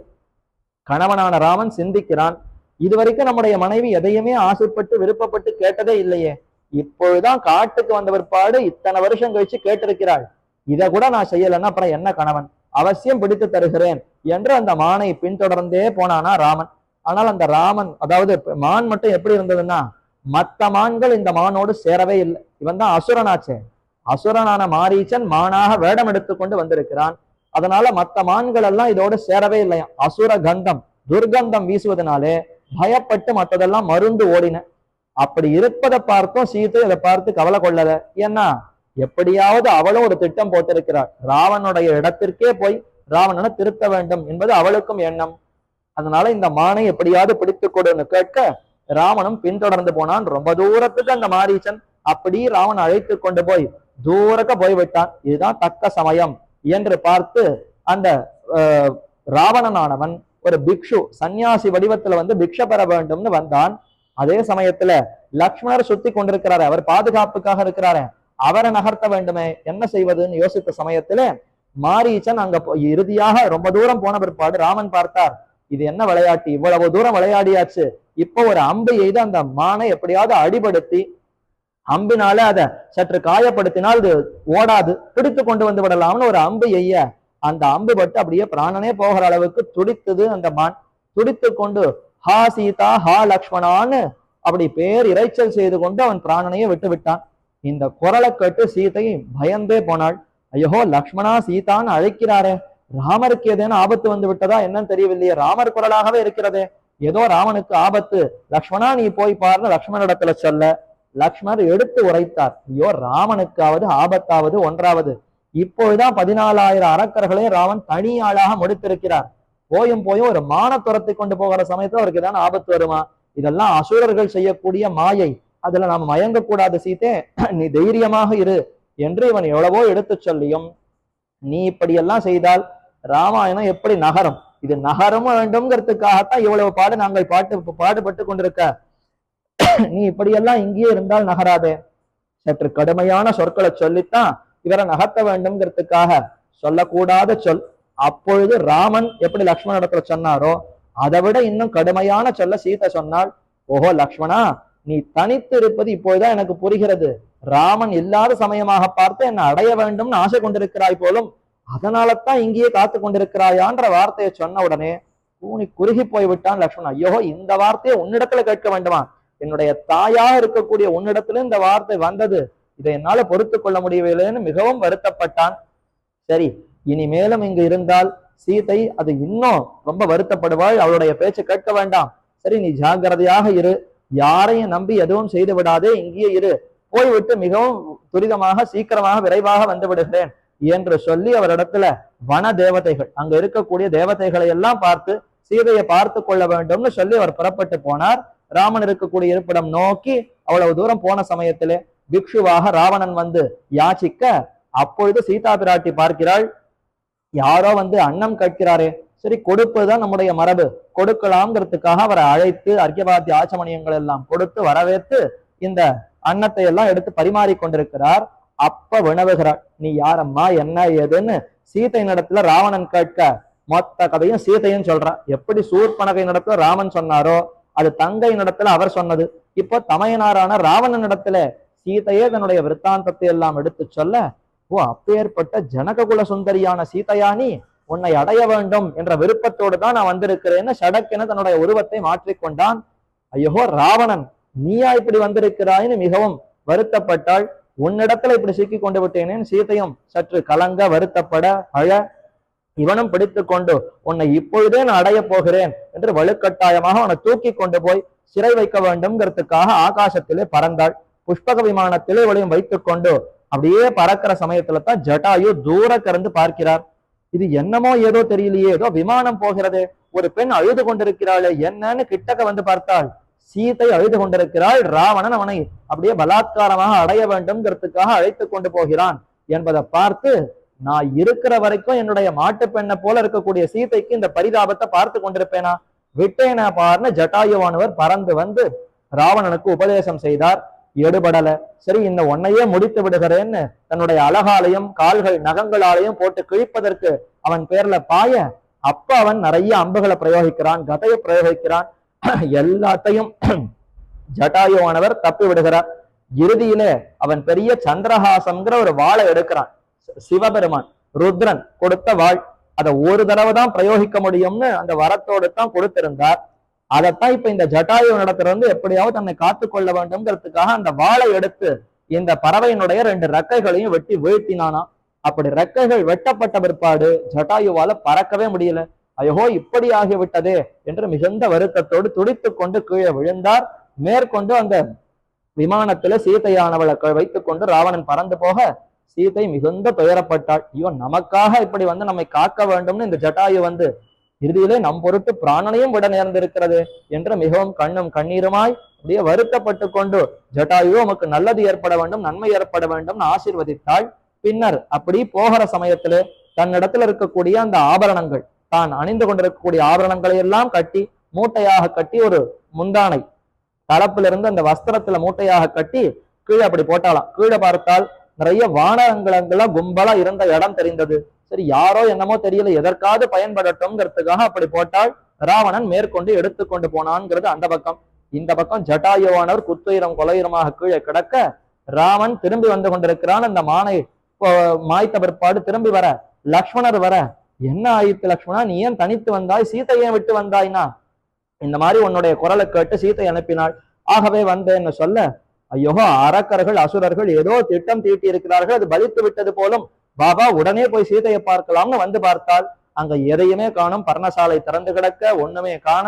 எல்லா இடத்துலயும் ஒரே இந்த ஜட்டாயுனுடைய பறவை, அவருடைய அந்த சண்டையினால எல்லா மரங்கள் செடி கொடிகள் அத்தனையும் உருமாறி கடந்தன.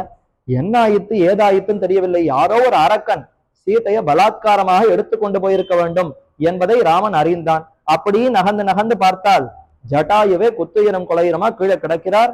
பார்த்தவருக்கு முதல்ல ஜட்டாயுன்னு கண்ணில் படல. ஓ இவன் தான் யாரோ ஒரு பெரிய அரக்கன் போல இருக்கிறது, சீதையை கவர்ந்து கொண்டு போனவன் அவனை விட்டேனா பாருன்னு கிட்டக்க வந்து பார்த்தால் ஜட்டாயுங்கிற அந்த பறவை தான் இப்படி கிடக்கிறாங்கிறத பார்த்து பெரு வருத்தம்.